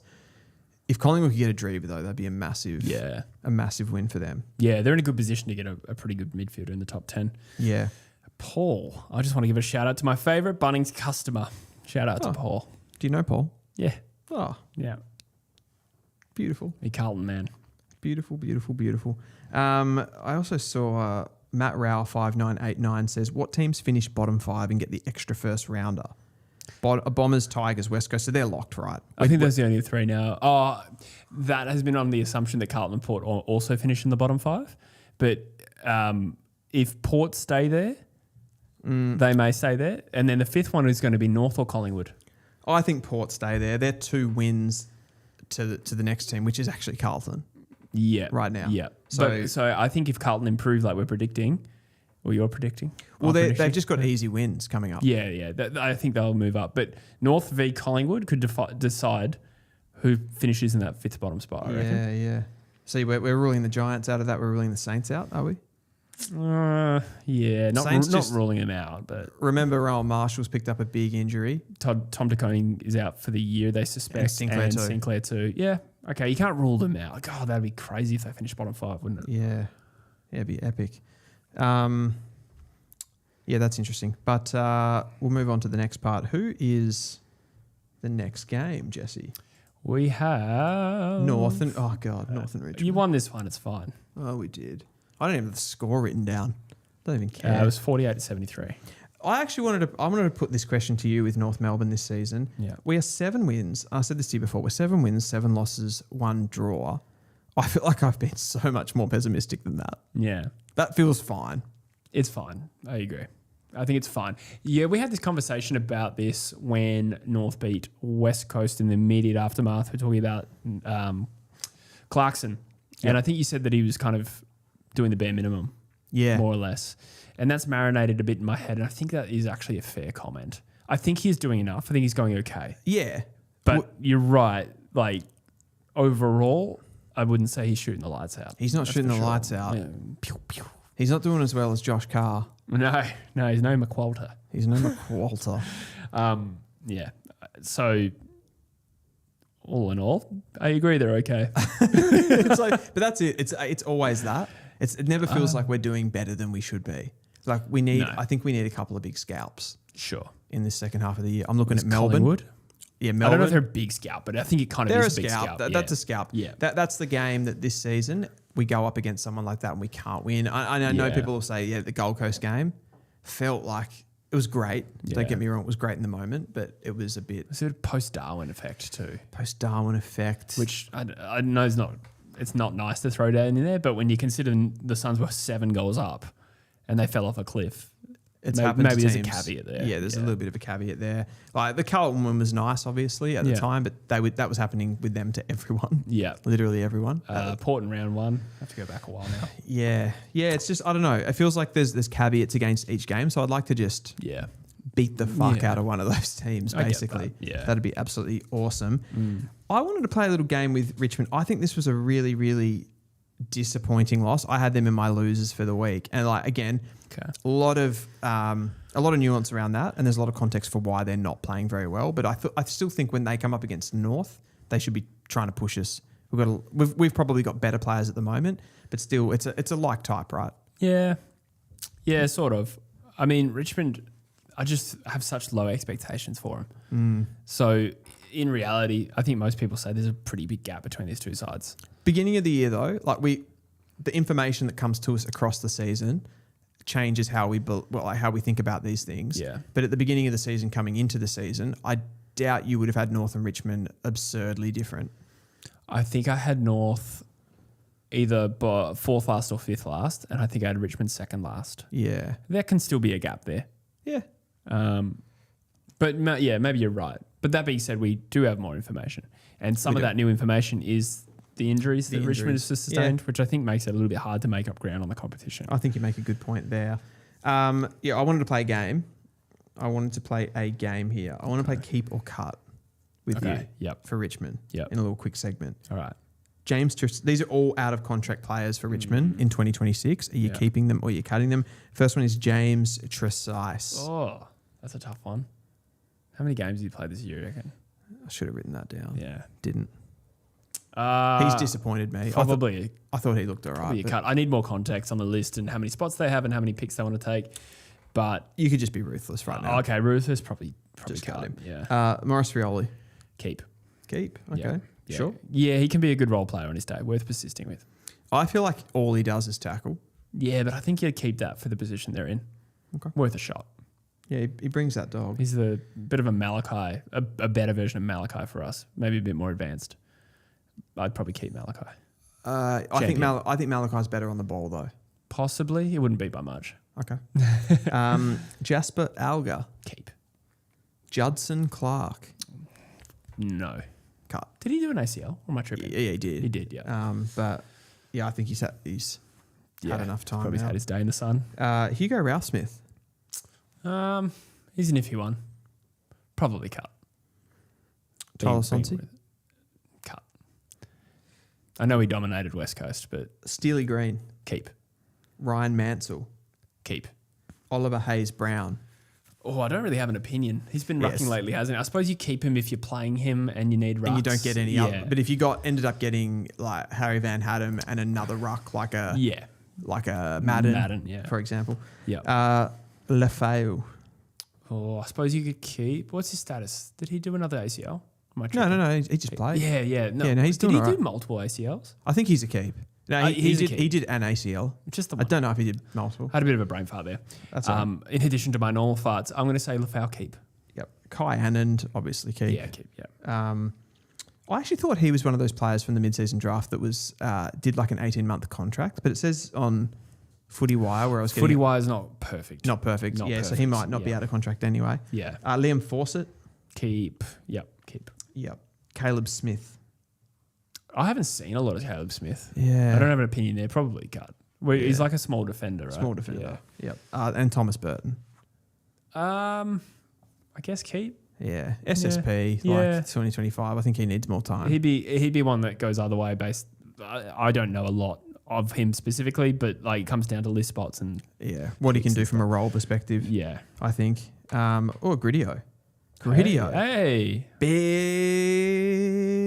Big super chat. Gridio says, surprised to hear Mark Keane not get a shout for his job back from a horrific injury on a very unimpressive performance in the SNFL. Okay. Made like a goalkeeper, even without Worrell, who's usually the deputy to his sheriff. Good call. We did say we might not have put enough attention on it, but I said Borlase and Keane. Yeah. And I said Keane's a big reintroduction. I can't remember. I think I was waxing about something, just going on about it. Yeah, I think we might have said it at a bad time and it got lost a little bit. Yeah, no, huge return from Mark. Yeah, and that was a fucked up injury. Yeah, that was gruesome. Yeah. Yeah. So that is actually a really good shout. Shout out He to him. is one of those players that I reckon up until probably late last year, nobody knew who Mark Keane was. Yeah. Like, he wasn't Collingwood, they would have known, but yeah. Yeah, sure. But he was, I don't know, he was kind of one of those players where, like, even still, like when he gets the ball, he brings, I would say for Adelaide fans, he would have to bring a little bit of fear when he actually gets the footy. Yeah. But he's just such a noble steed. You know? Like, I don't know, he just seems like such a good team player and does all of the like defensive things so well. And he's so athletic, and I'm a fan. I'm a fan of Mark Keane. Yeah. Good comment, Gridio. Before we move on, I might do my thing in the bathroom. Go for it, mate. That's so much worse. Yeah, it shouldn't come out like that. Yeah, no. That's what I told the doctor. That discharge. Are you having... we actually didn't talk much about the performances. I'll just go over some of them. Basically, the way that I'm seeing this, guys, and this is for the people in the chat, if Foss is in this North Melbourne team, we just win. We just win. Foss back in the team. I think he had about 15 touches. He's just so solid. That kick inside 50 to Larky, brilliant. Trembath with the 4 goals. Trembath was back to his best form, jumping at the ball, being super athletic and just being a headache for Oppo defenders. From a Richmond perspective, it was good to see Taj Houghton back. It was a pretty quiet game for him. And Sam Cumming was probably the highlight for Richmond fans, I imagine, in this game. He just attacks the footy so hard. We know he's kind of had like a management issue with his shoulder, so he's sort of carrying that. I'd love to see him off a proper preseason, not in any pain, no injuries that he's carrying, just to get like a full run at it. I really hope this 2027 season, I suppose it'll be for Richmond, is just better for injuries. I really, really do. What do we have? Nixon Strange says, what do you think of Sherry's weird role deal? Yeah, it's a bit of a weird one. Like, obviously, he's not doing too well. He's not doing well with the ruck changes, the ruck rule changes. I feel like there's got to be like a little bit more to what's going on with Tristan Sherry. Like, I think he must be carrying an injury.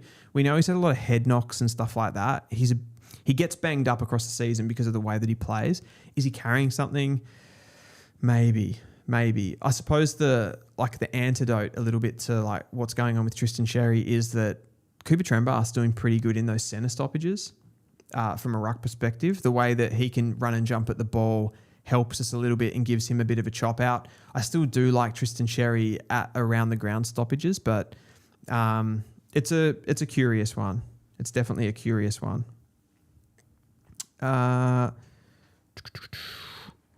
Looks like a few people are asking that question. Cam Bam, thank you, ma'am. It says, what do we think about the backline deal? Stop asking me about North Melbourne's backline. It's great. I'm not worried about it at all. What do we do about the backline deal? Who goes out of Hardiman and Gota? When you say go, are we cutting one of them? Are they in the team right now? Hardiman and Gota. Oh, no. Gota's not in the team, is he? I don't think either of them are at the moment. Yeah. Cutting Hardiman would be harsh after his rookie contract. Yeah, I don't think you cut him. Like, honest answer, like, do I think either of them are that good? No. Hardiman's done some good stuff, but... Like the pub. What's that? Like the pub. Like the pub? Hardiman. Oh, Hardiman, yeah. It's a great pub. Thanks, man. You're the only person that was going to get that. And the audience, the audience could get it, I suppose. Yeah, they could. Yeah. I'm glad I had to repeat it. Yes, good one. Brilliant. Thank you. Goat has been injured a lot. I don't know.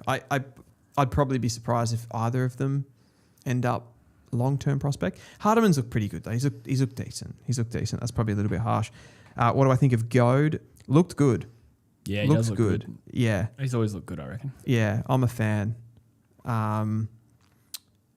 It's hard because, like with the Tristan Sherry thing, do I think that Goat is ready to be the number one ruck? Probably not. Yeah. So they're going to have to share a little bit, and then that cuts into their performance. It's tricky, but Sherry's struggling. I don't know. Yeah. It's a tough one. I just want to reply to Teresa Jade. Says, in reply to the Collingwood not wanting to say it's a transition, my browser... Yeah, there we go. Fly has said publicly many times that it is a transition year. As for West, I think Pies fans are excited, but too early. He's a project. I think I take your point. I think saying the list is in transition and it's a transition year are different things. Yeah. Because I think there still has been a reluctance to play a lot of the kids. I know they don't have many, but they do tend to pick a lot of the same guys over and over again. So if the list is in transition, who are the transition players? Because that means that something is like new guys coming in.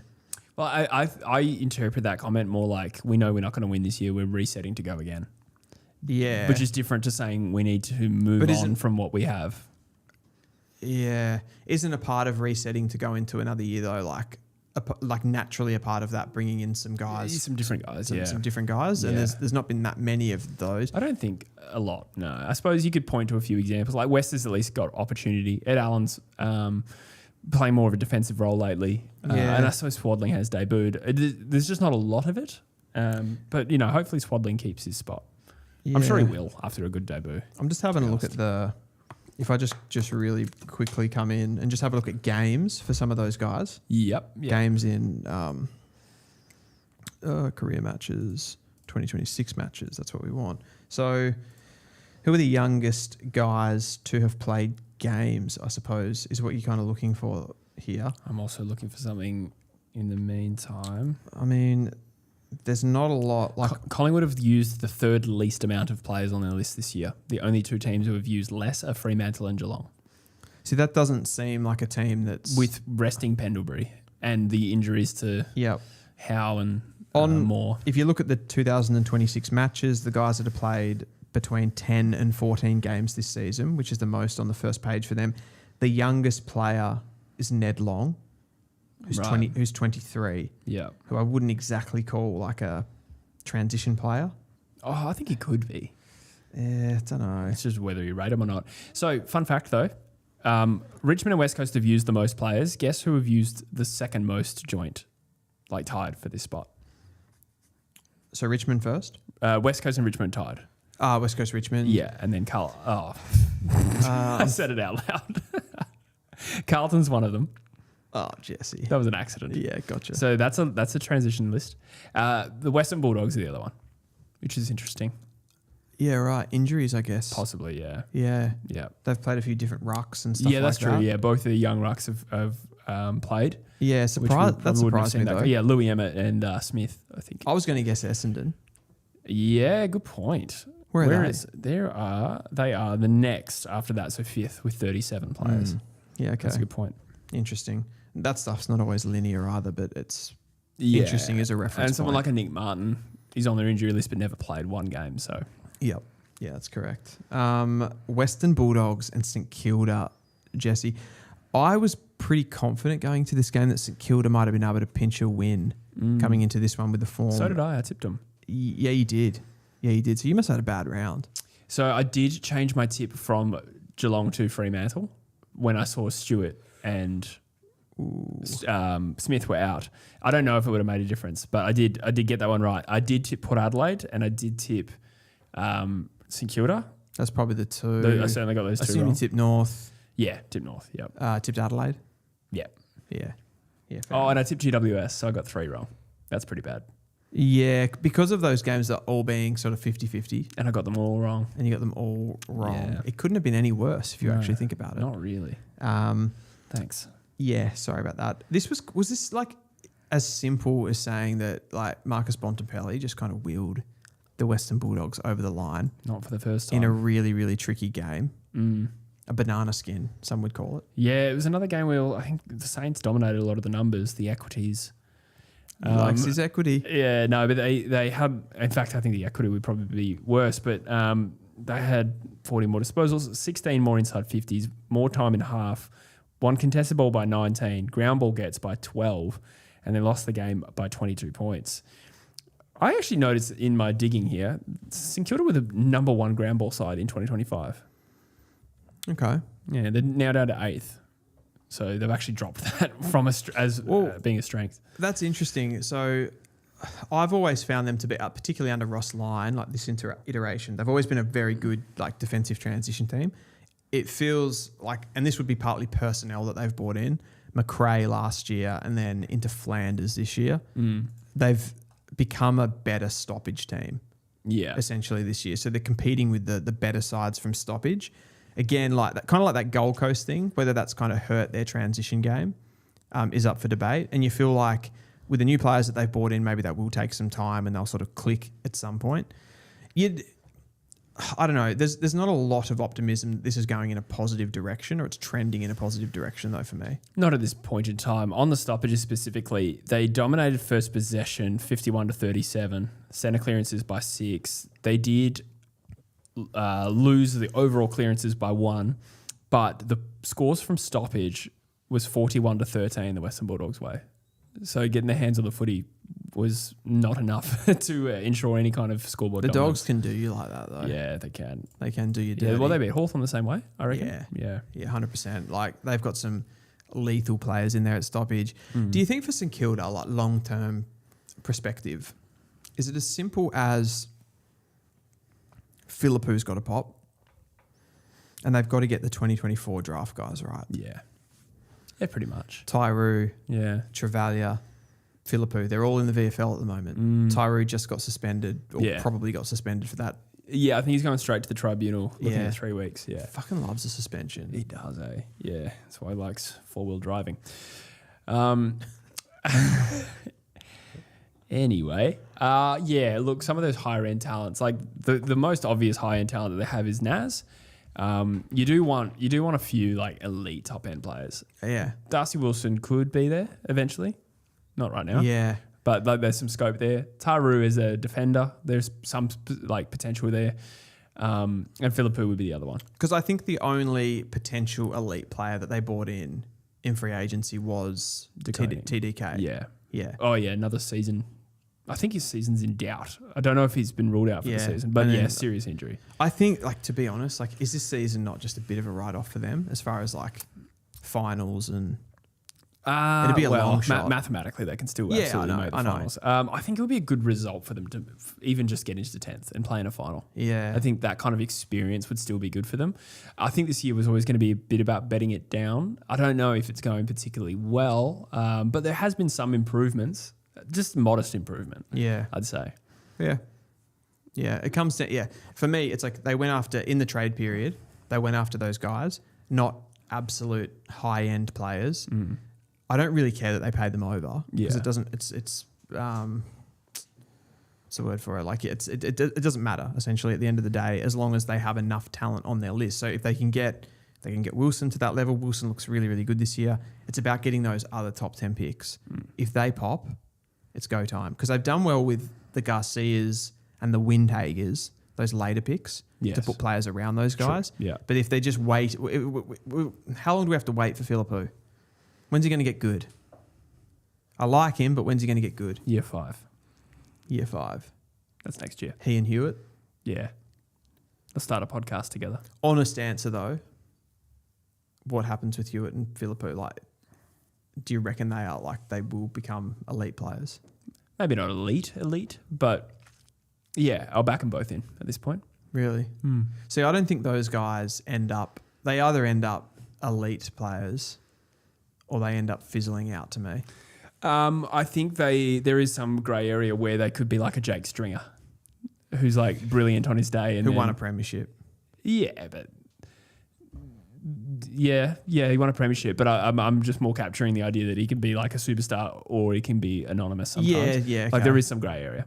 Would you put? I think some people would say De Gea. I think De Gea is better than that. Yeah, I think he actually wasn't, was an elite player. Kind of still is an elite player. Yeah, I feel like a lot of De Gea's issues were body though. Yeah, like same. some of his prime was just like interrupted. Yeah. So not sure. Yeah, I think I agree with that. But on St Kilda though, I think that there is a more engaging and spicy subplot here, and that this need to improve soon is going to be tie into keeping Naz. And Naz is going to be out of contract end of next year. There is some need to be able to sell the future to him. Yep. I don't know what his thoughts are on right now and how it's going. Maybe he's willing to be patient, but if in 12 months' time, if they're not comfortably in the finals race, that's what you almost think if they made the finals this year, it gives like a little bit of sugar, and then you could be building next year and be doing slightly better. If they miss finals this year, you feel like you need that genuine pop then. Yeah. Because if they're floundering in Yeah. 8th or 9th next year and still in a finals position and they just scrape into the finals, does he just leave anyway? yeah, I think my read of it, not that I'm an expert here or in this situation at all, but I feel like it's the worst kept secret that he wants to go back home. Yeah. It was just a question of, can I stick it out a little bit longer, see what we've got here? Yeah. But if he's willing to go to Port Adelaide over St Kilda, He wants to go home. that's a downgrade in terms of list position, yeah. with all due respect. He clearly wants to make it work at St Kilda. I think both of those things are true at the same time. Yeah, but, so do I. But there isn't a clear need to go, desire to go home. So it's going to be important for them to sell a future to him. Yeah. And then like a Naz leaving does unravel a lot of the good work. We have, like, in fairness, we've seen that happen with teams where like a really, really good player leaves and you think, oh, fuck, like this is over. And then they do really, really well That's without true. that player. That's true. Because there's probably elements of that player, like what Naz is doing for St Kilda at the moment, that's actually, it's educating and it's teaching some of those younger players who can then follow in the footsteps and go to another level. And there'll be an opportunity there when he does leave. But probably with where St Kilda are at, like I'm thinking of examples of when that's happened. I'm thinking kind of Lance Franklin, Hawthorn, but that team was already Ablett, really good. Ablett would be another example. Ablett at Geelong. But again, another really good team really already. good team. What did the Giants do directly after Jeremy Cameron? Because it's that level of player, isn't it? Yeah, not a lot. I reckon they missed in 20. I think he left at the end of 2021. I reckon they played in finals. 22. Cameron got sacked in 22. 22, I reckon they missed finals. 23, they played in prelim. So I suppose you could say they coped with it. Yeah. Because Kingsley just popped straight away. Yeah. It's an interesting one. Like Geelong, after losing Tim Kelly, played in a grand final as well. Again, they're like different beasts not a great as example. a club. Yeah. Dangerfield, Adelaide. Adelaide played in a grand final the next year. Yeah, there you go. Yeah. And had the Or camp. the year after. Had a camp. Yeah. Obviously, things unravelled there, But they coped with it really well. They coped. Yeah. They performed well. Lemon King says, have they done Stank or Bank yet? We have. We Bloody did it oath at we the top have. of the show. Yep. Bloody oath. Teresa Jade says, Naz to Tassie. I don't think so. I feel like he'd be going to Port Adelaide. Yeah. I think he just wants to go. I think he wants to stay at St Kilda. Yeah, I do. I think so too. He just wants to stay at St Kilda and he wants to go home. Yeah, I think that's genuinely the battle he's going through. Yeah. Reading between the lines a little bit. Yeah. I think he wants to be loyal, but there is a clear desire to go home. And I think he could be tempted into delaying that decision by some immediate success. Yeah. I think we're going to have the same with Harley Reid in a few years too. Yeah, there's so many moving parts with that too, because it's like Porter seemingly right now, Porter in the absolute shit. They're about to lose their best player. But then there's still also like just a small world. Butters doesn't leave. And then Naz comes to Port Adelaide like the following year. And then they've brought in all of these sort of experienced, some SANFL players and stuff like that. They've got Georgiades if he doesn't leave. Guys like Whitlock and Berry are getting better and better. They've still got Aaliyah. Like, are they good then? Yeah, I think Georgiades and Butters leaving are so locked though. Probably. In my opinion, from what I've heard. Probably. But if they then got, Nas for Butters, That's a win. Yeah, probably. Yeah. Yeah, on potential anyway. On potential. Maybe not right now. It's hard to know exactly. But, we're getting into the weird tangent here, but they're going to have an interesting decision if Salopek and Pilot are really good prospects next year if they have to trade for Naz. That as well. It's probably that as well, plus Cochrane, right? That's Cochrane. That's this year, obviously. Yeah. Yep. Rogie says, DeGoey was an instrumental part of a flag and has been one of the most damaging players at his best. The Perkins comparison is ridiculous. I'm not sure. Did somebody make that in the chat? DeGoey's great for me. Yeah, I'm just saying that some people do put DeGoey in that category. Yeah. Yeah, he's a fair way up from Stringer. Oh, yeah. Yeah. Yep. Yeah, which I know you didn't put them on the same level. Yep. We didn't really talk about the Dogs. Fuck 'em. We've got them. I'm kidding. We've got them up into 7th now on the ladder. That's crazy. It is. I feel like some of their wins have been interesting this year where the numbers have gone against them and they win the game. But they're level on points with Geelong. Yeah, I think someone just said in the comments, it was a good shout. Where is it? Nixon Strange says, Dogs are playing unsexy football compared to last year, but 1 win versus top 8 sides last year compared to this year. We already have 4 wins. I think there's a bit in that on the defensive stuff. Even like Buku Kamas in this game, he took down Liam Ryan. 0 goals for Liam Ryan, who kicked 11 in the previous 2. Yeah, true. I'll tell you some interesting bad stats on the Dogs, though. Something about market. No, what's equity? No. The inside 50 differential, they were number 1 in the comp last year. They're 15th now. Their contested ball, they were number 3 in the comp last year. They're 15th now. Yeah. For points differential, they were number 1 in the comp last year. They're 13th now.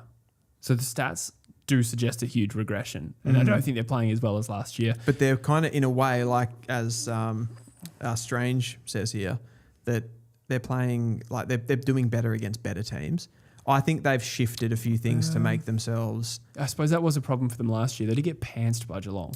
They got pantsed they had by some Sydney. shocking performances. I don't think they're going to do much this year. Yeah. I don't really rate it, but at the same time, like they've fixed the brand a little bit because I think they just went like they was such a ball hunting team last year, and maybe they have gone a little bit like we're just going to hunt the footy and run forward all the time now, which probably hurts their contested game and stuff like that a little bit at times. Yeah, that's fair. But they did still score really well from stoppage in this game, which was a strength last year as well. Yeah, I mean, if Carlton can go on a run, If Carlton can go on a run, the Bulldogs can go on a run. Yeah, they can. They can improve. Obviously missing some personnel too. Yeah, Waitman back in the team is good to see. Yeah, that's true. That's a big one for them. Yeah. I think as we get to the end of the episode, Jesse, I think we're at 7:46. We've probably been going over 2 hours again today. Yeah. I felt like this would be a shorter episode. It always feels like it's going to be a shorter episode. Yeah, and then it isn't. And it never is. I was actually just looking at Waitman's numbers. Oh, yes.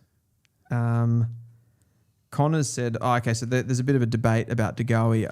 Connors said, I said DeGoey had all the tools to become Dusty, ended up becoming Archie Perkins. Oh, yeah, no, like DeGoey's a damn good player. Don't think Waitman played. Oh, didn't he play in this game? No. Well, that's an oversight by me. I can't find him. He has been playing. Yeah, he played last week, I think. Yeah, they might have managed him in this one. Possibly. Not sure. That's an even better win for the Dogs then. Oh, the fact that they won the game. Yeah. Yeah. Yeah. Yes. Waitman's back in is good. Yeah. Oh, he didn't play. Oh, that's even better. Good. We've been recording a lot of content today, as we do on our Mondays. I know, yeah. Yeah. I have to go home and edit these as well. Oh, dear. All right, guys, we will wrap it up. Do you have any housekeeping? Some interesting news here. A separate 3-week tournament in the middle of the season was one of the alternative fixture combo. What? Someone just asked that in the chat. It's Toomey. I've got it here actually. Okay. Presented to club bosses for 2028 onwards. Home and away season decreased to 22 games, 18 games and 4 double ups. Gather round removed, or AFL would buy back home games off clubs to retain each club's structure of 11 home, 11 away. Option 2, home and away season increased to 24 games, 18 games and 6 double ups, 2 neutral rounds, including gather round. Okay. Am I reading the same thing? No, I don't have that thing about the tournament. Oh, no, here we go. Option 3, home and away season decreased to 20 games and 3-week group stage structure, 18 games and 2 double ups, which would be gather round and rivalry round. Top 16 teams split into 4 groups of 4 Bottom 3 teams from their own group and play each other once before final 10 is determined. Top 16 split 4. That seems dumb. So that's end of the season. And then option 4 is home and away season decreased to 20 games and a 3-week in-play tournament. 3-week. 18 games, 2 double-up matches, 3-week block. So why is it this tournament in the middle of the season? I don't know. I don't even want to look at it. Yeah, it's... I've closed the tab. It sounds weird. Yeah. This is just offering crazy options that no one likes to make one option seem sensible. That's yeah. By Rogie. Yeah. Oh, he's rested, says Nixian Strange.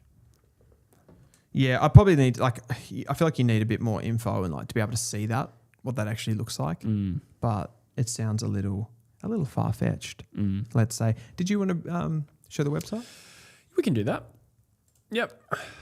Let's Guys, do that. we're just going to quickly plug our brand new trader and draft website, truefooty.com.au. We have made some changes to this. I just want to read that out before I show it on the screen.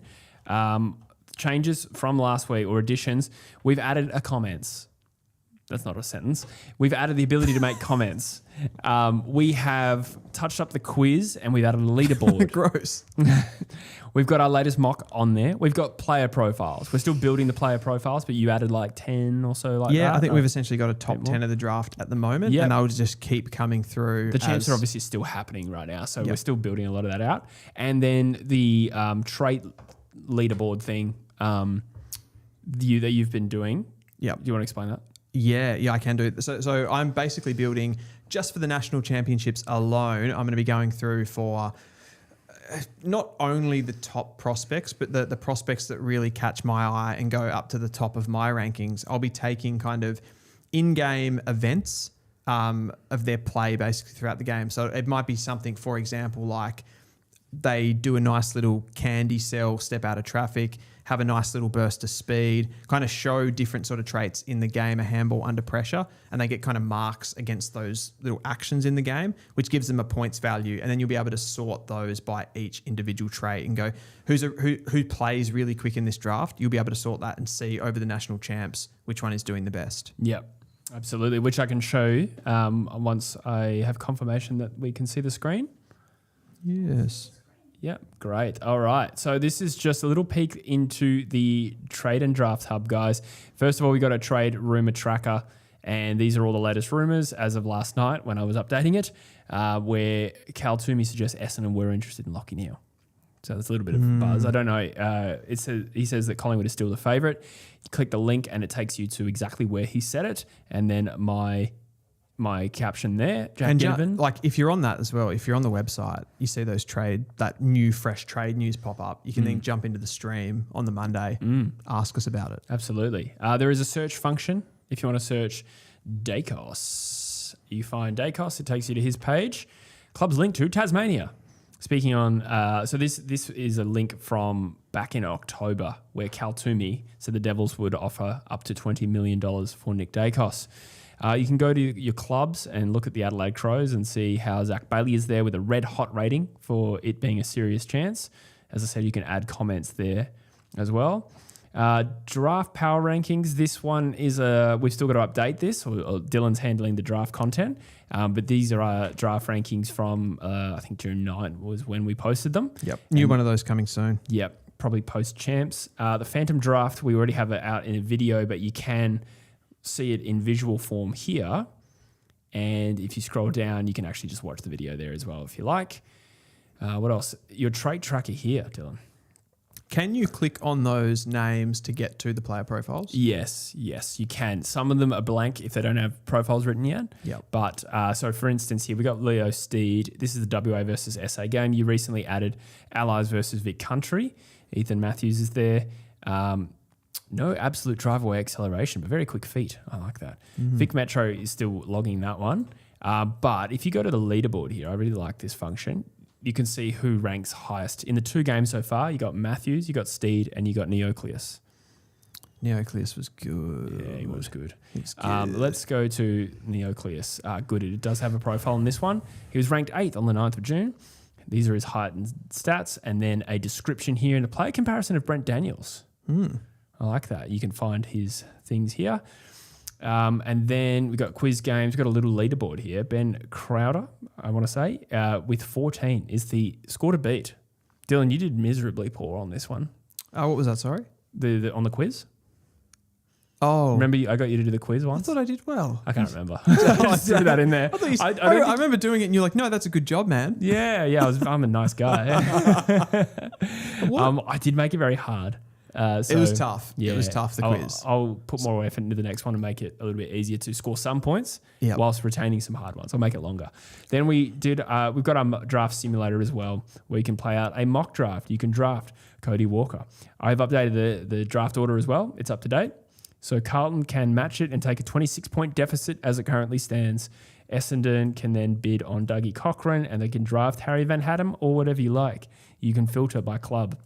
Oh, look, Essendon's picks. Great. That's their compensation pick as well, which is nice. It's beautiful work by you, Jesse. And we're going to be working on this over the next month or so to get it really up to scratch and having, like, from the draft perspective at least, which is the main stuff I'm working on, having that champs once all those games are in, we'll have a lot of data to work with. Yeah, and you can find best sell candy. Oops, I pressed the wrong button.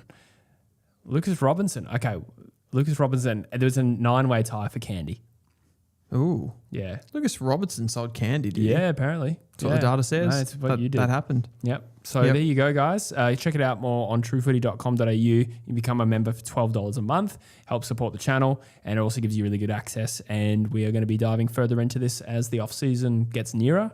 And yeah, thanks for the 28 people who have become a member so far. 28 really appreciate you guys. Signed up. Absolutely awesome. We've still got 101 on the chat at the moment. So thanks for tuning into this episode as well. We will love you and leave you on this beautiful Monday, and we'll be back, don't forget, on Thursday night from about 7 p.m. Brisbane Lions versus Sydney Swans for the BenQ 705 STI projector. Love you all. That's McDonald's. That is McDonald's.